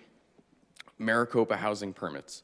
A resident noted that Governor Hobbs has stopped building due to water concerns. The correct information in my review was that Governor Hobbs noted that new construction in Phoenix would continue and stated merely that they put the brakes on permits in areas surrounding Phoenix. In 2022, over 31,109 single-home permits and 10,151 apartment permits were issued, and building continues steadily. I drive to North Scottsdale every month to visit my mother, and the building is occurring from I-17 to Scottsdale, where they are building major company facilities, housing, and hotels. Wildlife concerns. A resident spoke on concerns for antelope and other wildlife. I've seen very few antelope and not sure what other wildlife is in the surrounding area, but this development is very few acres, and residents noted that a study is being done by Game and Wildlife Commission and will be available when completed. At this time, this would be a small concern, and I would welcome reading the report, and I am sure the state will note other concerns to be addressed. Traffic. Residents are upset over hundreds of cars in the neighborhood. This is an assisted living facility with memory care, and the developer noted several times that most residents will not be driving. I have to agree. Retirement residents may have family members and others drive them to the store or doctor appointments, or the Yavapai Connect or another bus on site once developed may take them. Yes, cars will be around, but I don't see the volume that residents are concerned about. Water. As Arizona residents know, water is a concern in all cities. However, the water geological rep gave a nice presentation, and I believe the developer has done due diligence with the town to ensure that they are in compliance. I'm excited about this project. I have retired neighbors who I have spoken to, and they are also very in favor of this. I have asked that they also send letters of support to this commission. Thank you all for those involved who have listened, and our community continues to thrive and more people will retire here. Thank you for listening, and I hope my 82-year-old mother will live here at some point. Thank you. Thank you, Thomas.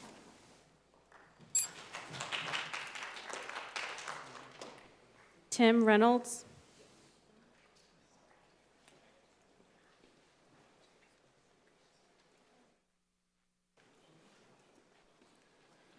Tim Reynolds, 4016 North Tonopah.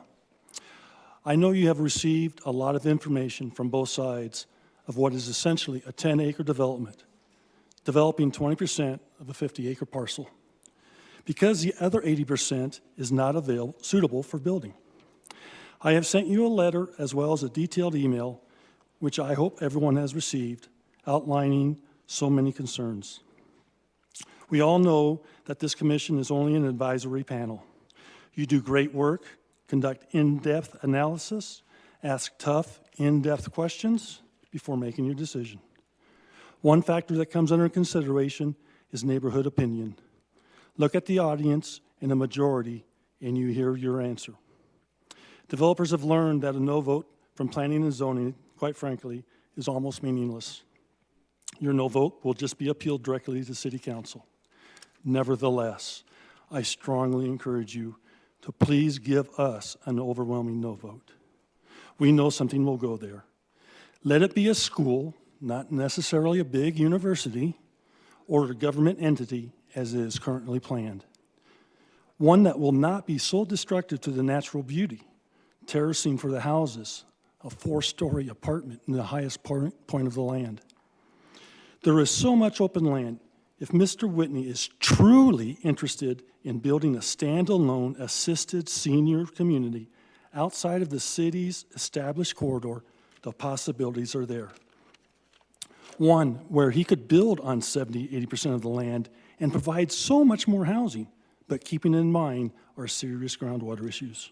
One, where the development will not just be for those who can afford a $4,000, $5,000, $6,000 monthly rent. One, where he could provide some support for our lower income seniors. We all know where our greatest need is. NACOG, if you are listening, get behind something like this, a project that will also provide a benefit to your target population, not just the wealthy. Wrong project, wrong place. Speaking to the audience, stay informed. This will likely be at City Council in 2 weeks, with little time for us to prepare. A large crowd at City Council is a must. There are 4 City Council seats open for election this August. A large turnout of voters will make a difference.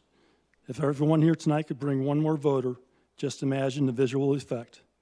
Council members would have the choice to listen to the voters Mr. or ignore us Mr. Reynolds. and report. Okay. Then, thank you.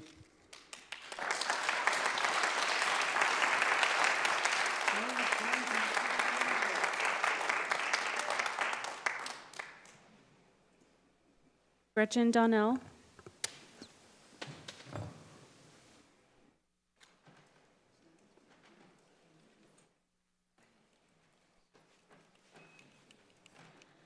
Good evening. My name is Gretchen Donnell. I live at 9901 East Superstition Drive. I would like to start by sharing that throughout the process, I have felt there has been a lack of fidelity from Mr. Whitney. I'm a resident of one of the 3 properties most proximal to the property at 10,000 East University Drive. When the first community meeting for the proposed rezoning was held, I received no notice via mail as my neighbors had. At that meeting, I approached Mr. Whitney myself, and he collected my information, assuring me that he would personally make sure that I received the next notice. Needless to say, I did not receive a notice for the next meeting. While this does not bode well, it is not my primary concern this evening.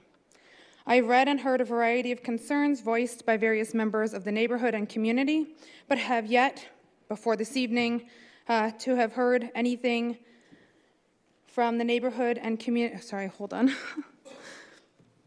Anyone raise issues about drainage at this site? So before this evening, I heard nothing addressing that. The house where I reside is held in a family trust, of which I am a trustee, and for which I am here as a representative tonight. It is one of 3 properties just north and downhill from the entrance and along the side of their property. Since the building of the original facility, there have been drainage issues that have impacted these properties, resulting in part in engineering of a drainage from the road just to the west end of my property.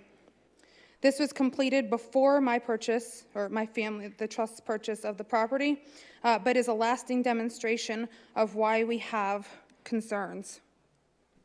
Since living in my home, we have had challenges with flooding caused by runoff coming down the watershed directly from the University Drive property. It is an immense concern that covering vast additional tracts of land with buildings and pavement on top of the hill, and in improving the road and an additional egress, will create additional adverse impacts on these residences.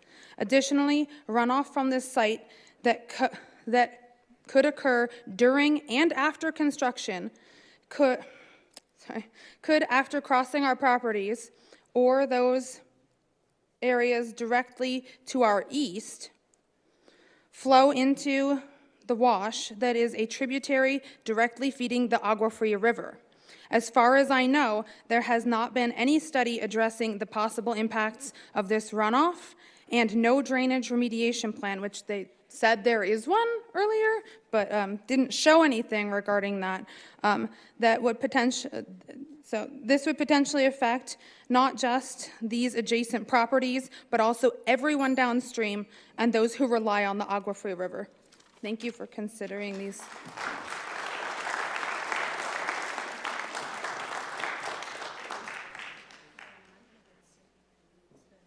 Bill Williams.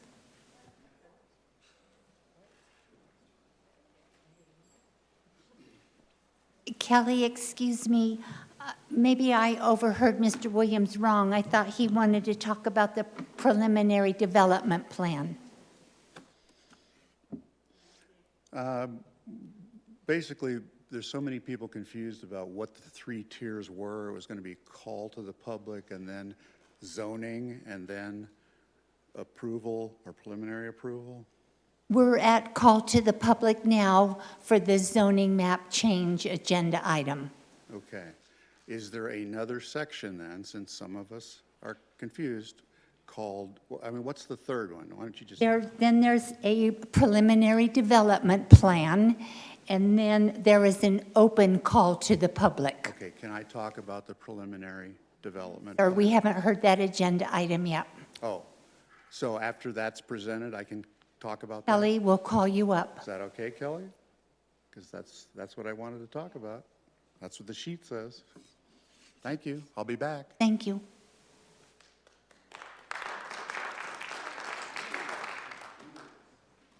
Danny Woodward.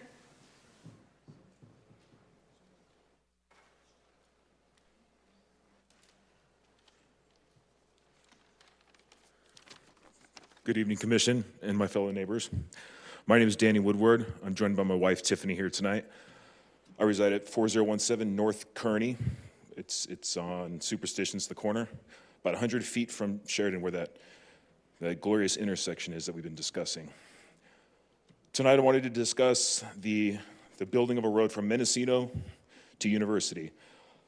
I'm not sure why it hasn't been brought up yet, but I feel like building that road from Enterprise to University would be much more beneficial.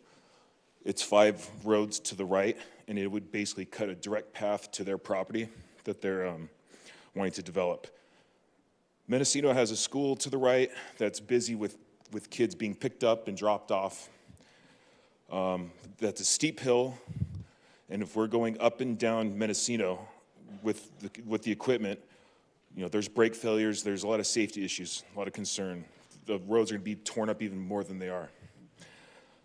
I don't like the idea of direct access from the highway, especially being the commercial area, to our neighborhood. It'll become an access road for traffic that's not just doing business at this new development. The road's going to be perpendicular to Superstition Hills, which means there's a straight, brand new road. Every 27-year-old guy with a lifted truck's going to hit that road and floor it, and it's going to be all sorts of racket. We're going to be able to clearly see it where we live, and it's going to cut away from our view. So I don't see why we couldn't build the road from the brand new Enterprise that already has lights on the highway that barely gets used, and cut directly up to where the property's fence line is. It's kind of out of sight, out of mind, and I think it would deter a lot of people from using that Mendocino route as a way to commute. Let's see here.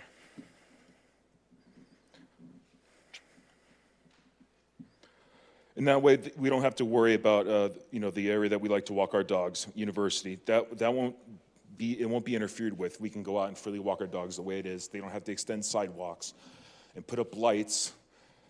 We don't have to worry about, not to be gruesome, but the sound of ambulances and responders blaring all through the night. We bought this place last summer because it's a perfect view. It's nice to see the cows out front. It feels like Arizona, and I feel like with a straight shot road down to the highway, it's going to take a lot from us with this neighborhood.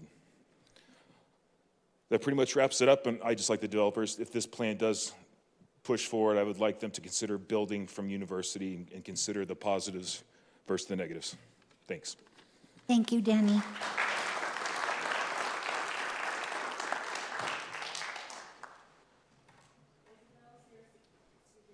Isabel Saracides.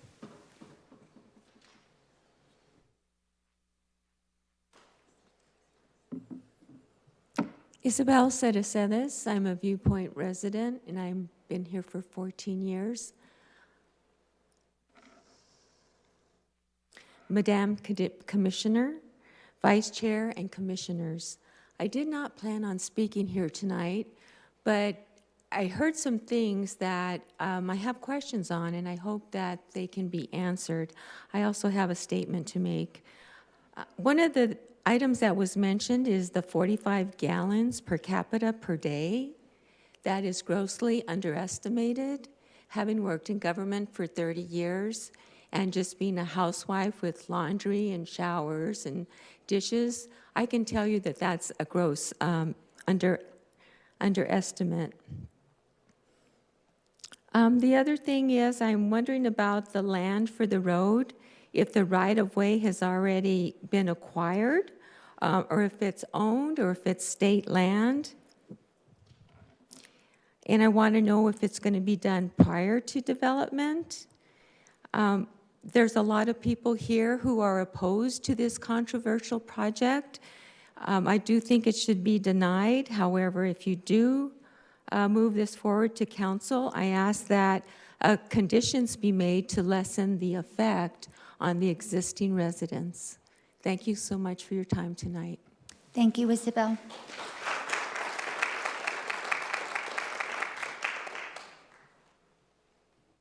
The next several did not indicate if they were here for open call to public or for the agenda item.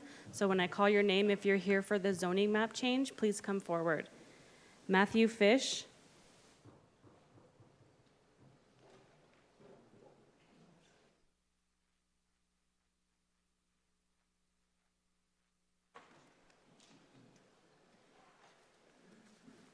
Madam Chairwoman and members of the Commission, thank you for your time this evening.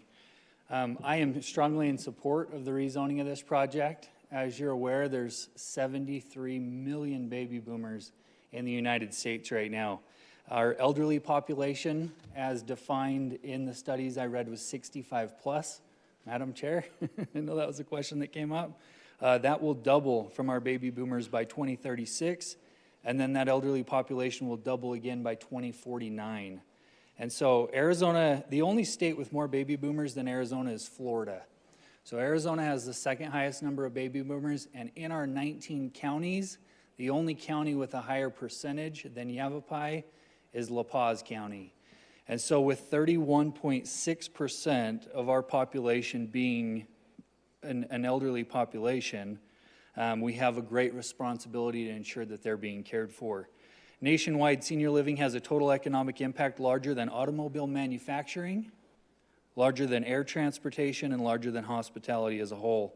Almost 2 million employees are directly or indirectly supported by the senior housing industry. 2023 numbers aren't out yet, but 2022's show a $247 billion economic impact from the senior housing industry. And government revenue alone was $23.4 billion from senior housing nationwide.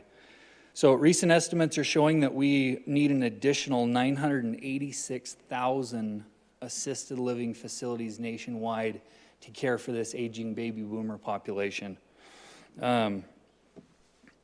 If action isn't taken soon, approximately 51 million of our seniors will be without help, assistance, and the housing required to finish off their days.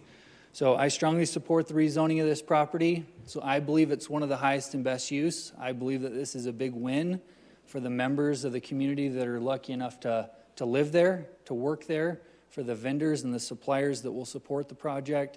And I think it's a great win for our community. Thank you for your time. Thank you, Mr. Fish.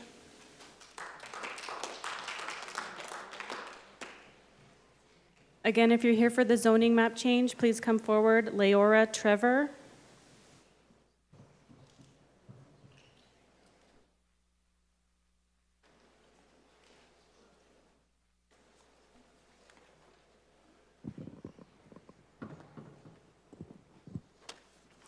My name is Leora Trevor. I live at 4060 North Bitterwell Drive.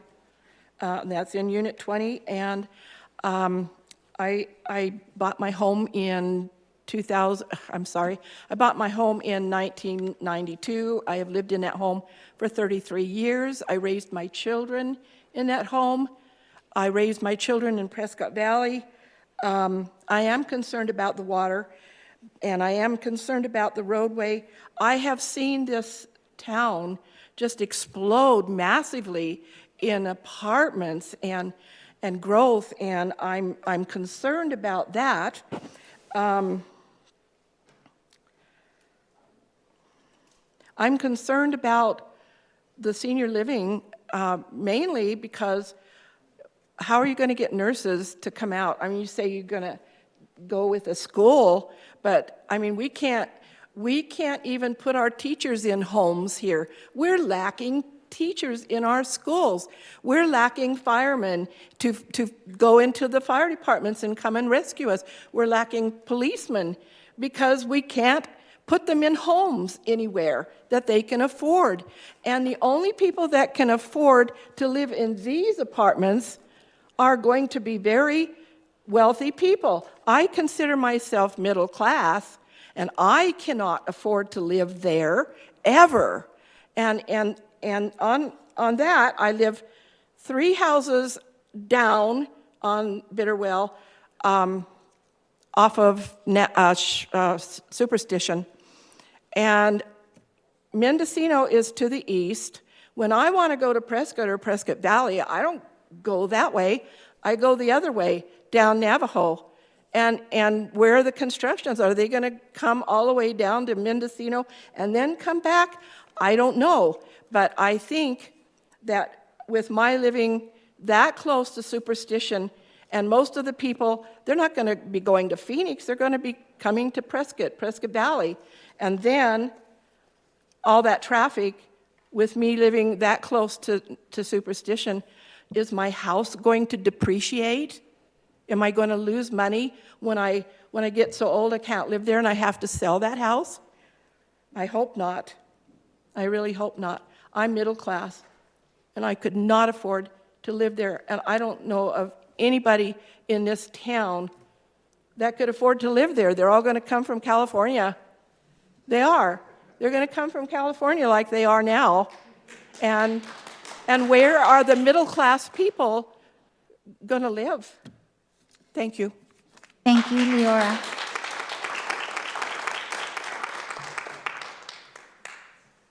Philip Carlin.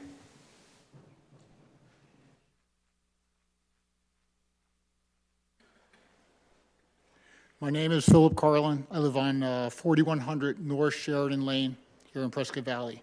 Good evening, ladies and gentlemen.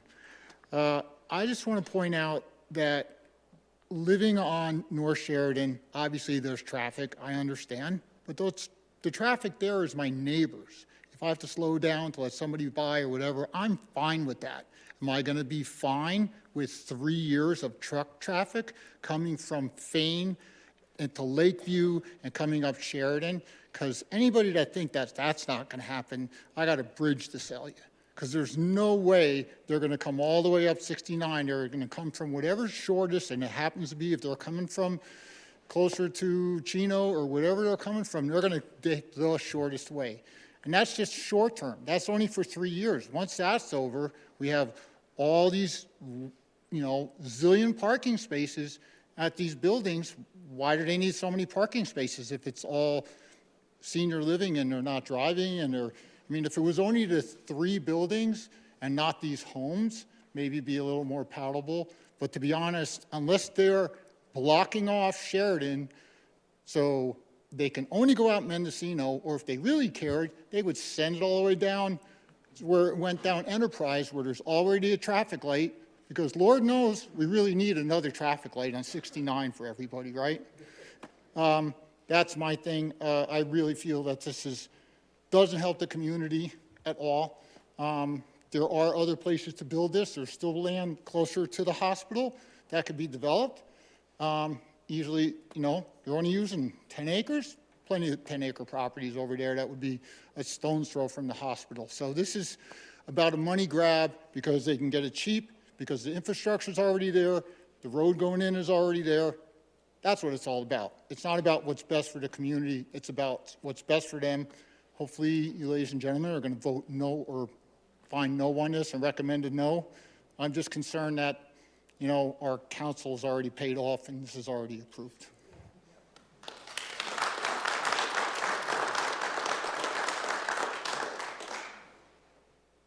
Devin White.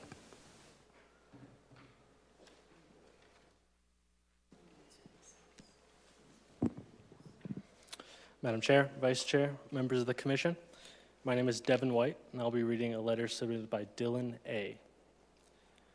I am writing to express my strong support for the construction of the new senior living facility at 10,000 University Drive, just beside my home. As a resident of this community, having lived at Navajo and Superstition since 2020, I am enthusiastic about the positive changes this development promises to bring, particularly in terms of sustainability and traffic management. First and foremost, I commend the developers for their commitment to sustainable water usage. In a time here in Arizona where water conservation is more important than ever, it is reassuring to see that the developers are going above and beyond the required standards to ensure that the property's water usage is both efficient and sustainable. Their decision to procure water rights from the town's effluent stream is a testament to their dedication to preserving our local resources. This proactive approach not only demonstrates environmental responsibility, but also sets a commendable precedent for future developments. Additionally, the developer's initiative to undertake a road extension project connecting Sheridan Lane to Mendocino Drive is a much-needed relief for our neighborhood. The project will significantly reduce traffic congestion, not only in our immediate vicinity, but also on the already burdened nearby roads such as Roberts Road and Glassford Hill. This extension will also connect our neighborhood directly with State Route 69. It is a thoughtful solution to a long-standing issue in our community, and is greatly appreciated by myself and by my neighbors. What I've noticed most about the project is the developers' willingness to actively involve the community in their plans. Their openness to feedback and constructive dialogue with concerned community members is a refreshing approach to today's development landscape. The level of engagement fosters a sense of collaboration and trust between the developers and the residents, ensuring that this facility will be a harmonious addition to the community. I believe that this senior living facility will not only be a valuable asset for our aging population, but also a positive contribution to the community at large. The developer's commitment to sustainability and community engagement are crucial factors in my support for this project. Thank you for considering my perspective. I look forward to seeing the positive impact this development has in our neighborhood. Thank you. Thank you, Devin. That's all for the zoning map change.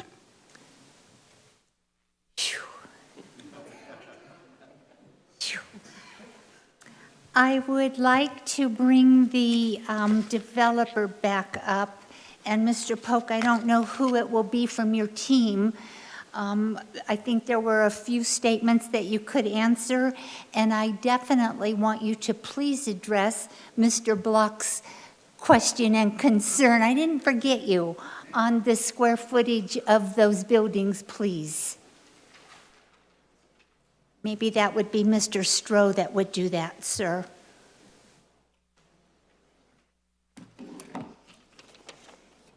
So, Mr. Block, your question is the square footage of the one building. Okay, perfect.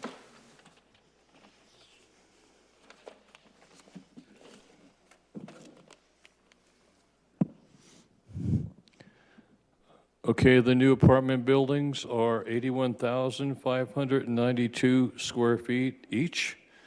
There are 83 new cottages, total of square footage of 148,708 square feet. There's 11 new row houses, totaling 12,000 square feet. The pool building is 1,782 square feet.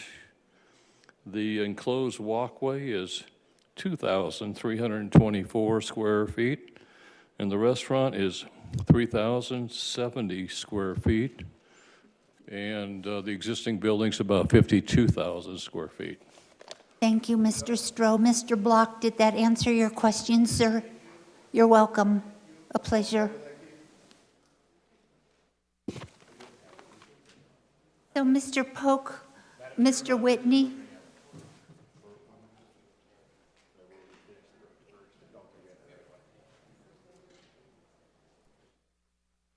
Madam Chair, questions as far as the road when will the road be built? The road will be built first. It will be conditioned upon our approvals, so the road will have to be built before we can start any construction on anything else, the Mendocino extensions and the access road. And what was this?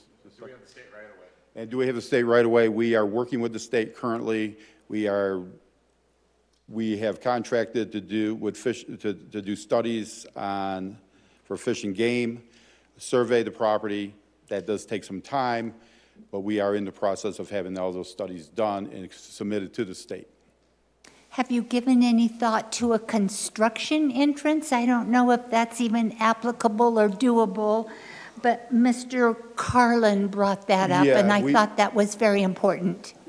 We would, the way the property is, it's very difficult to come from any other direction than where the road is now. The landscaping, the terrain, this does not allow that. And then you would have to go through other state land or other privately owned land, which is farmland, to get there.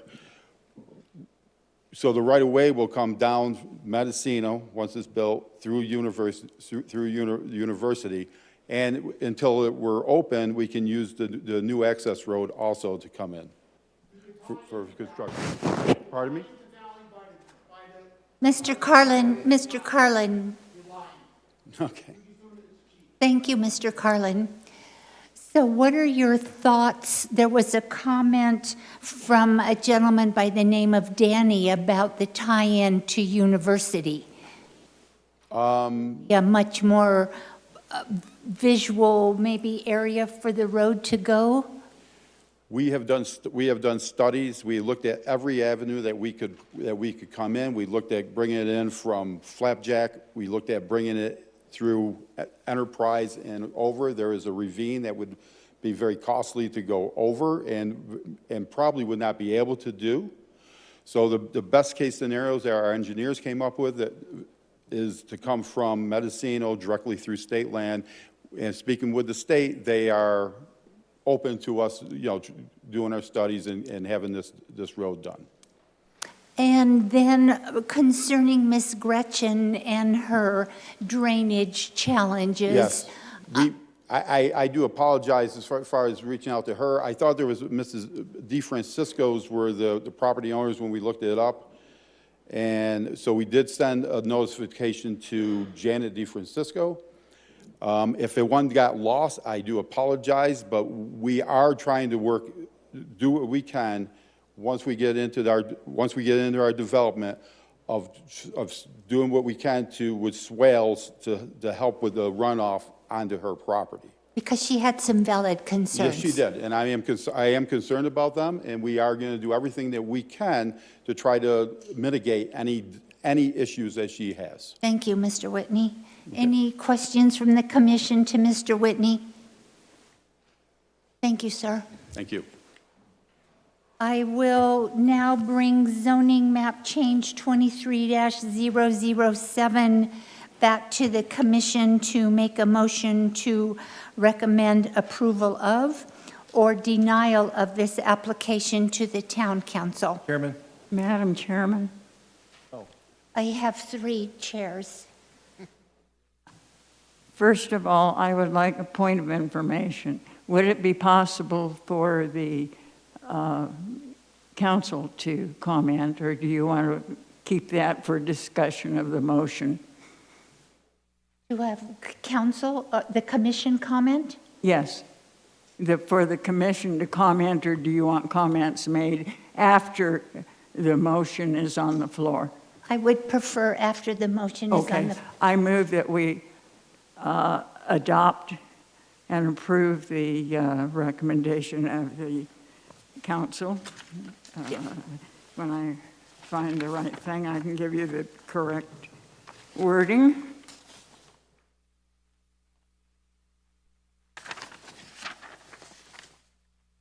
Okay, thanks. That ZMC 23-007 be adopted or sent on to the council with a recommendation of approval with the subject to the following stipulations: 1, 2, 3, and 4, as outlined in our report from the staff. Thank you, Commissioner Rutherford. We have a motion on the floor to recommend positive approval of this application to Town Council. Do we have a second? I'll second it. Thank you, Commissioner Rutherford. Kelly, will you call for the vote, please? Can we discuss this? We can. May we have discussion of the... We certainly can. There are a few points that I think have been overlooked. One was hinted at, that public land does not necessarily mean public ownership. This is privately owned land and somebody is paying taxes on it, and they don't pay taxes for the purpose of letting someone enjoy their view easement. They have a right to a use of the property. And if we deny this, this property already has a building on it that's been vacant for 10 years. It's been available as a school and no one has done it. If we deny this, we may be denying all reasonable use of the property. And the owner, in that case, has a right to expect it to be purchased by the town or the people who want to look at it. And I would hate to put the town in that kind of jeopardy. There are other points, not just the constitutional one, that a use of your property is guaranteed in the United States Constitution. If there is a taking, as happens when you take all use away, then there must be just compensation, and that's the thing. It's not our authority to control competition in the senior housing market. We aren't the Interstate Commerce Commission. That's not within our authority. And as far as dirt and noise go, where I live, somebody had to put up with the dirt and the noise when my apartment was built, when your house was built. That's just part of life.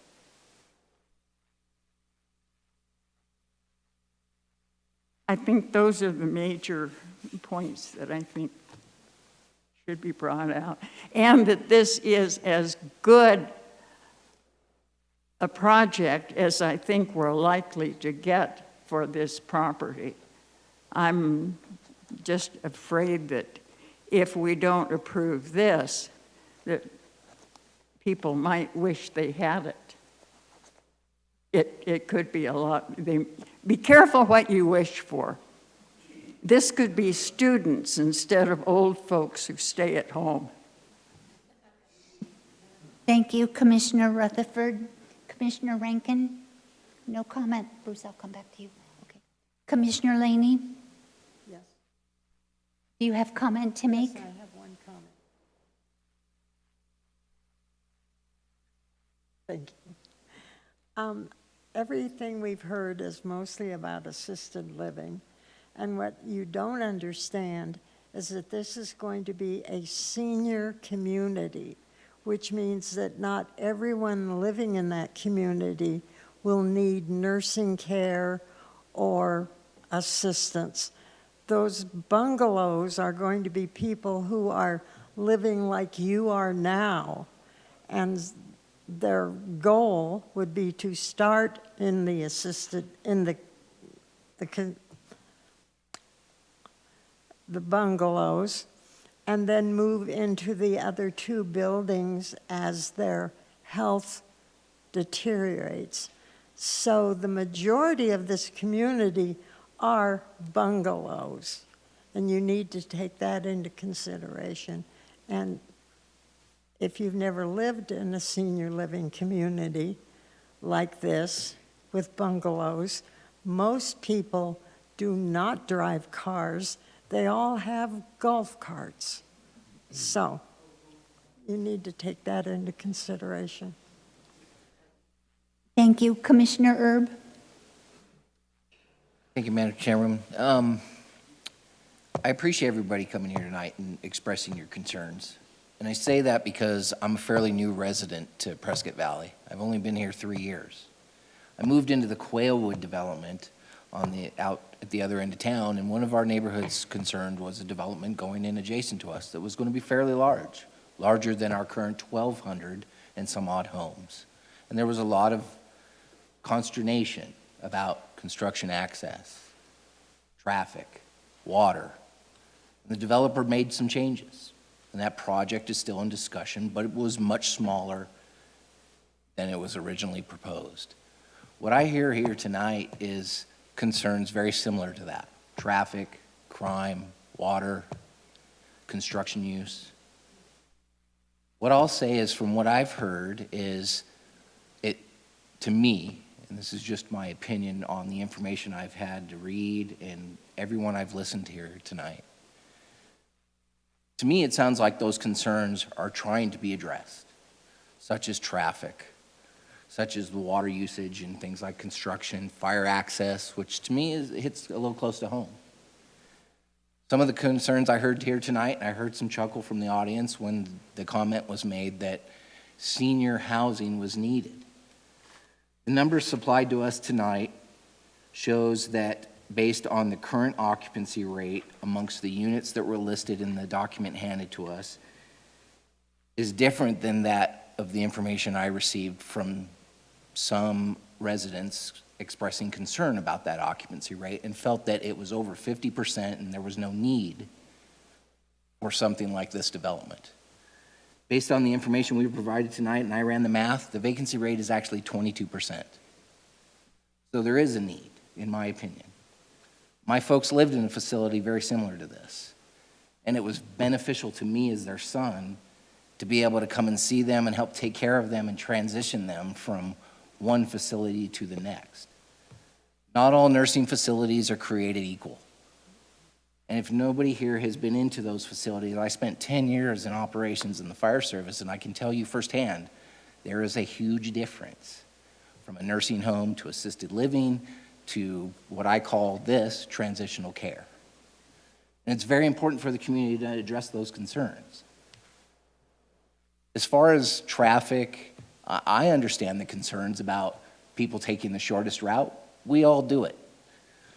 Can there be things put into place, traffic calming devices, other measures to limit both or restrict construction use to only one entrance, to try to get traffic to use other routes? I think there is. I don't know that we've had enough time to discuss those kind of options, but based on what I've heard here tonight, I think it's concerning to me that I think what folks may not understand is that if the zoning was to remain the same, for at least from what I've heard, the impacts to the community in Unit 20, from just what I can read, the numbers I can run, based on the information at hand, is the impacts to your community be drastically increased, leaving it the way it is, if and when a development was to come in and decide to put 5 more buildings like what you see out there now. Student housing, traffic relative to that type of housing is going to be way more than this. And that's just not me, pulling it out of thin air. I worked in development services in the fire service for 23 years. I understand these kind of developments and what their impacts are to communities. And I try to look at and weigh the negatives and the positives for the community and the development. And my decision typically would be based on what outweighs the other. If there are more negatives, then I would tend to vote no or ask for considerations to be made to get us into the plus column. If the plus column outweighs the negatives, I think the point is made. So thank you for everybody coming here tonight, voicing your concerns, and I move on to the next member.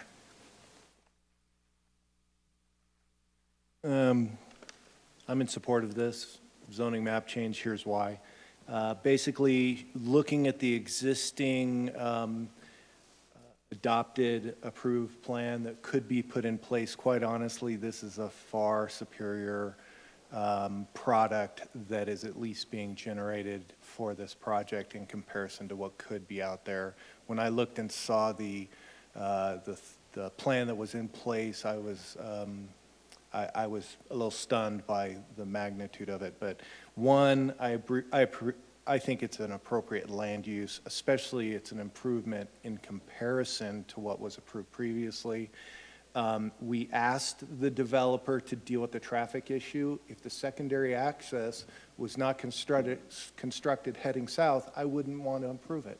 So you did exactly what I would be looking at as a key issue to vote no, because that would be a consideration that would just lock that community into having all traffic through the community. One, you did an additional secondary access as requested by the fire department. I mean, you're ticking everything off as far as I was concerned on trying to address the issues of bringing the development into this area that was appropriate for its land use. The last one is the water adequacy requirement. So that's my thoughts. Thank you, Commissioner. Vice Chair Evans? I was going to make a motion to defer consideration of this for a month, but I think that'd be spitting into the wind. I don't disagree with some of my colleagues on their conclusions about this particular project. My concern is one of process. It's been a consistent one that I've had for a while. We had significant last-minute changes to this application, material ones. Are there any others that are lurking out there? I don't know. That's why I was going to recommend the 1-month hiatus to have a bit of a peer review and make sure we've got all the I's dotted and the T's crossed. But basically, when one lacks confidence in the process, one cannot logically vote in the affirmative on this or any other question. Thank you, Commissioner Rankin. I'd like to first off commend the developer and his team. I think that they've listened to the concerns coming from the town and coming from the people that live in the neighborhood and have been here tonight. And I think we all know on a board like this, we're not going to please everybody. But as somebody who, I first moved to Prescott Valley in 1982 when I came back out of the military and bought a small duplex adjacent to where now on Florentine there's a monster apartment being built. And I've lived in 4 different units here in the town of Prescott Valley. And the one thing that or the 2 things that I appreciate about this project is that it seems like it's being done, it's been thought out, it's been laid out. I look forward to it simply because my wife and I are not getting any younger, and I'm trying to talk her into going into a smaller facility. I'm not having a lot of luck at this time. But the connector to the Highway 69, I think, is important. I think that the people that are in Unit 20 now will find that they will use that road more than maybe they think they are today. And so I'm going to be in full support of this project. Thank you. Thank you, Commissioner Rankin. To Mr. Whitney and your team, thank you for being here this evening. And even more importantly, I know a lot of our citizens have left, but it's extremely important and invaluable to see you here tonight.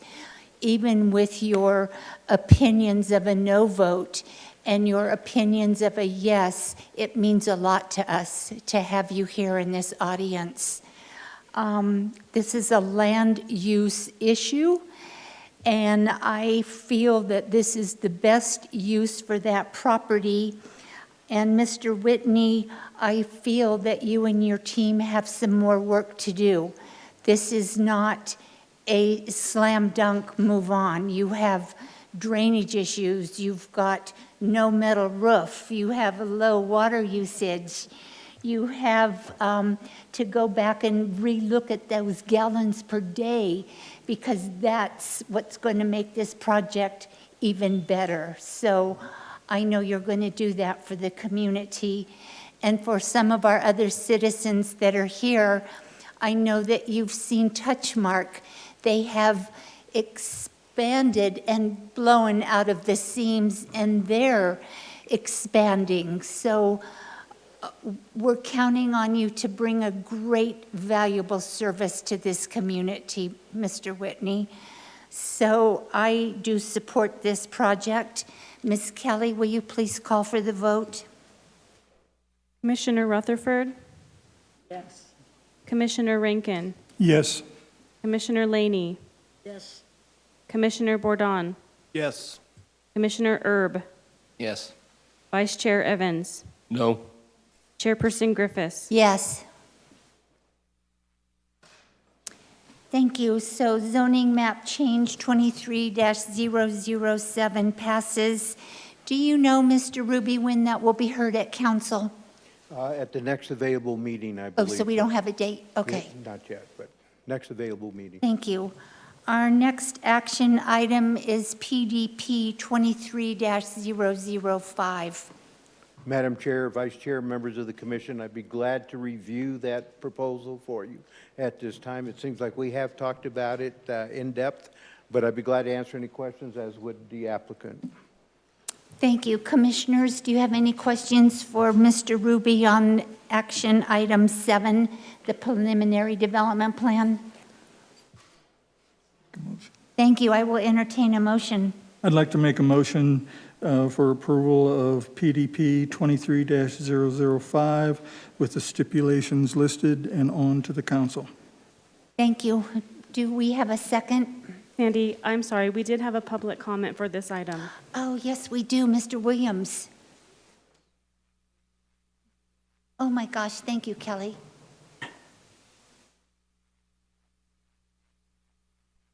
We didn't forget you.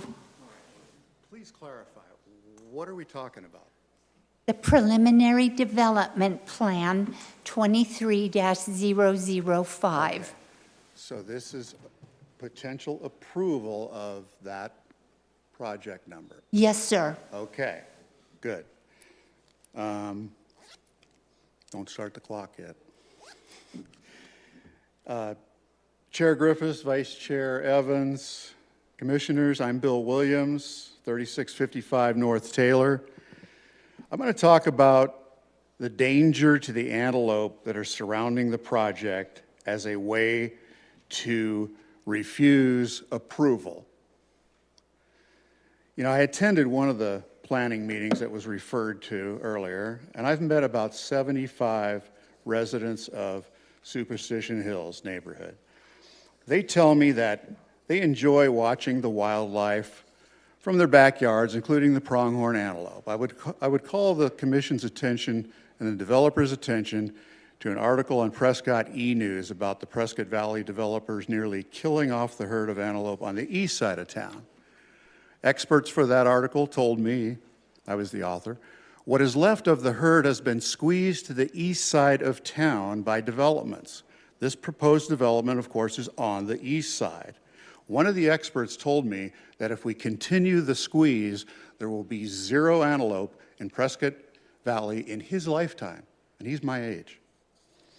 Those antelope do not like grading and noise and dust and traffic disruptions. They will flee the area if they have no place to go, but they don't thrive on mountainsides like Mingus Mountain. They like grass prairies. And now we hear the new road going north and south from the development all the way to Highway 69. You know, experts had to rescue much of that herd on Glassford Hill that had become surrounded by developments and new roadways. Many of those antelope were killed by vehicle collisions. Will this new road have adequate fencing, or will it be simply another convenient access for more developers? You should at least make a condition for this development that they donate land for a wildlife corridor or habitat. Developers should know about creating goodwill and not ill will with thoughtful planning of our needs or a corridor or a habitat. Precedent has been set at an earlier town council meeting. The vice mayor looked at the town lawyer and said, as a condition of permit approval for 2750 Navajo Road, we could have the developer donate money to the schools, couldn't we? And the lawyer said, yes, we can make it conditional if they do something for the community. I agree with others who have raised important issues tonight, but if this plan can't be improved, vote no. Thank you, Mr. Williams. Mr. Williams, I do want to share with you that they're still in the process of working on the wild land, or the wild animal, what's it called? Fish and wildlife corridor. So they are in the process of reviewing and looking at all of that. So I'm sure, and I feel confident that there will be some sort of fish and game requirements. Okay, I just wanted to share that with you, sir. Thank you, sir.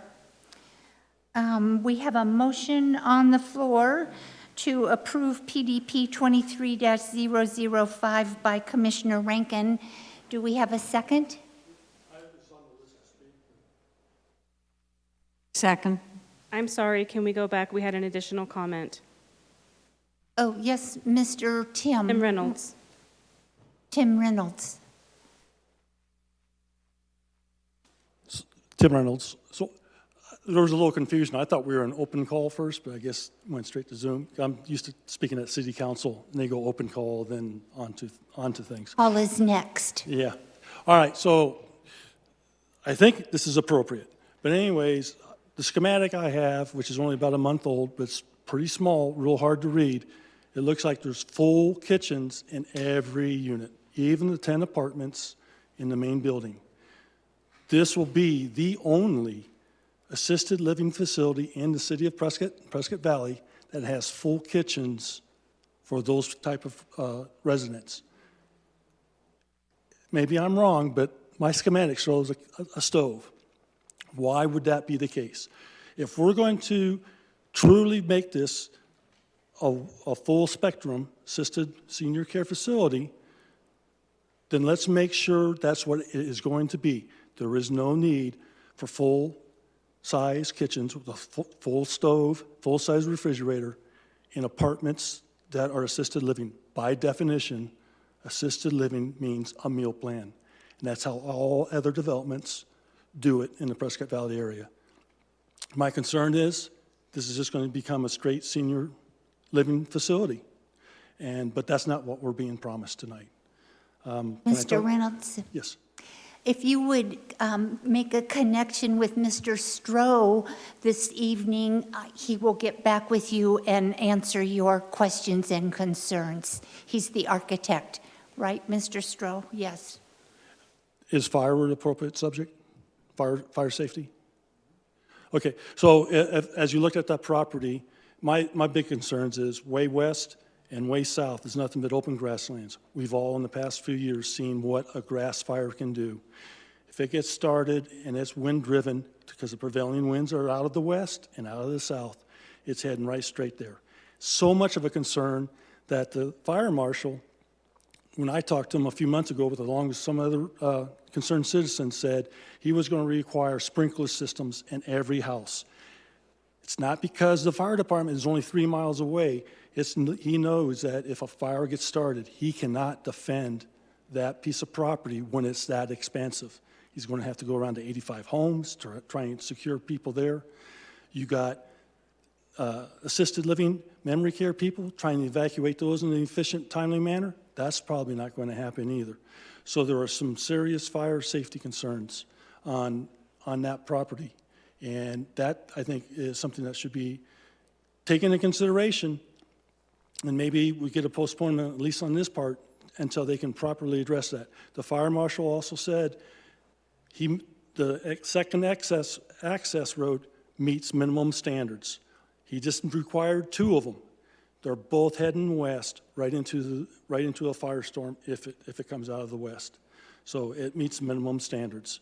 And memory care on the 3rd floor He's only going to be there's only going to be 2 assisted living memory care facilities that have second floor residents because it's difficult to Mr. Reynolds. evacuate. I will we have a motion on the floor. You were down to open call to public? That's not what this is. We haven't done open call to the public yet.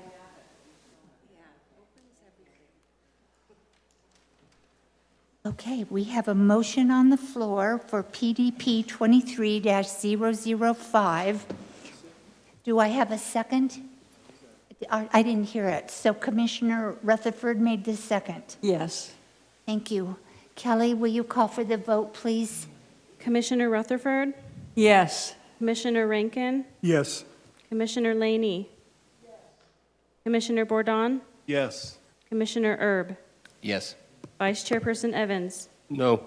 Chairperson Griffiths? Yes.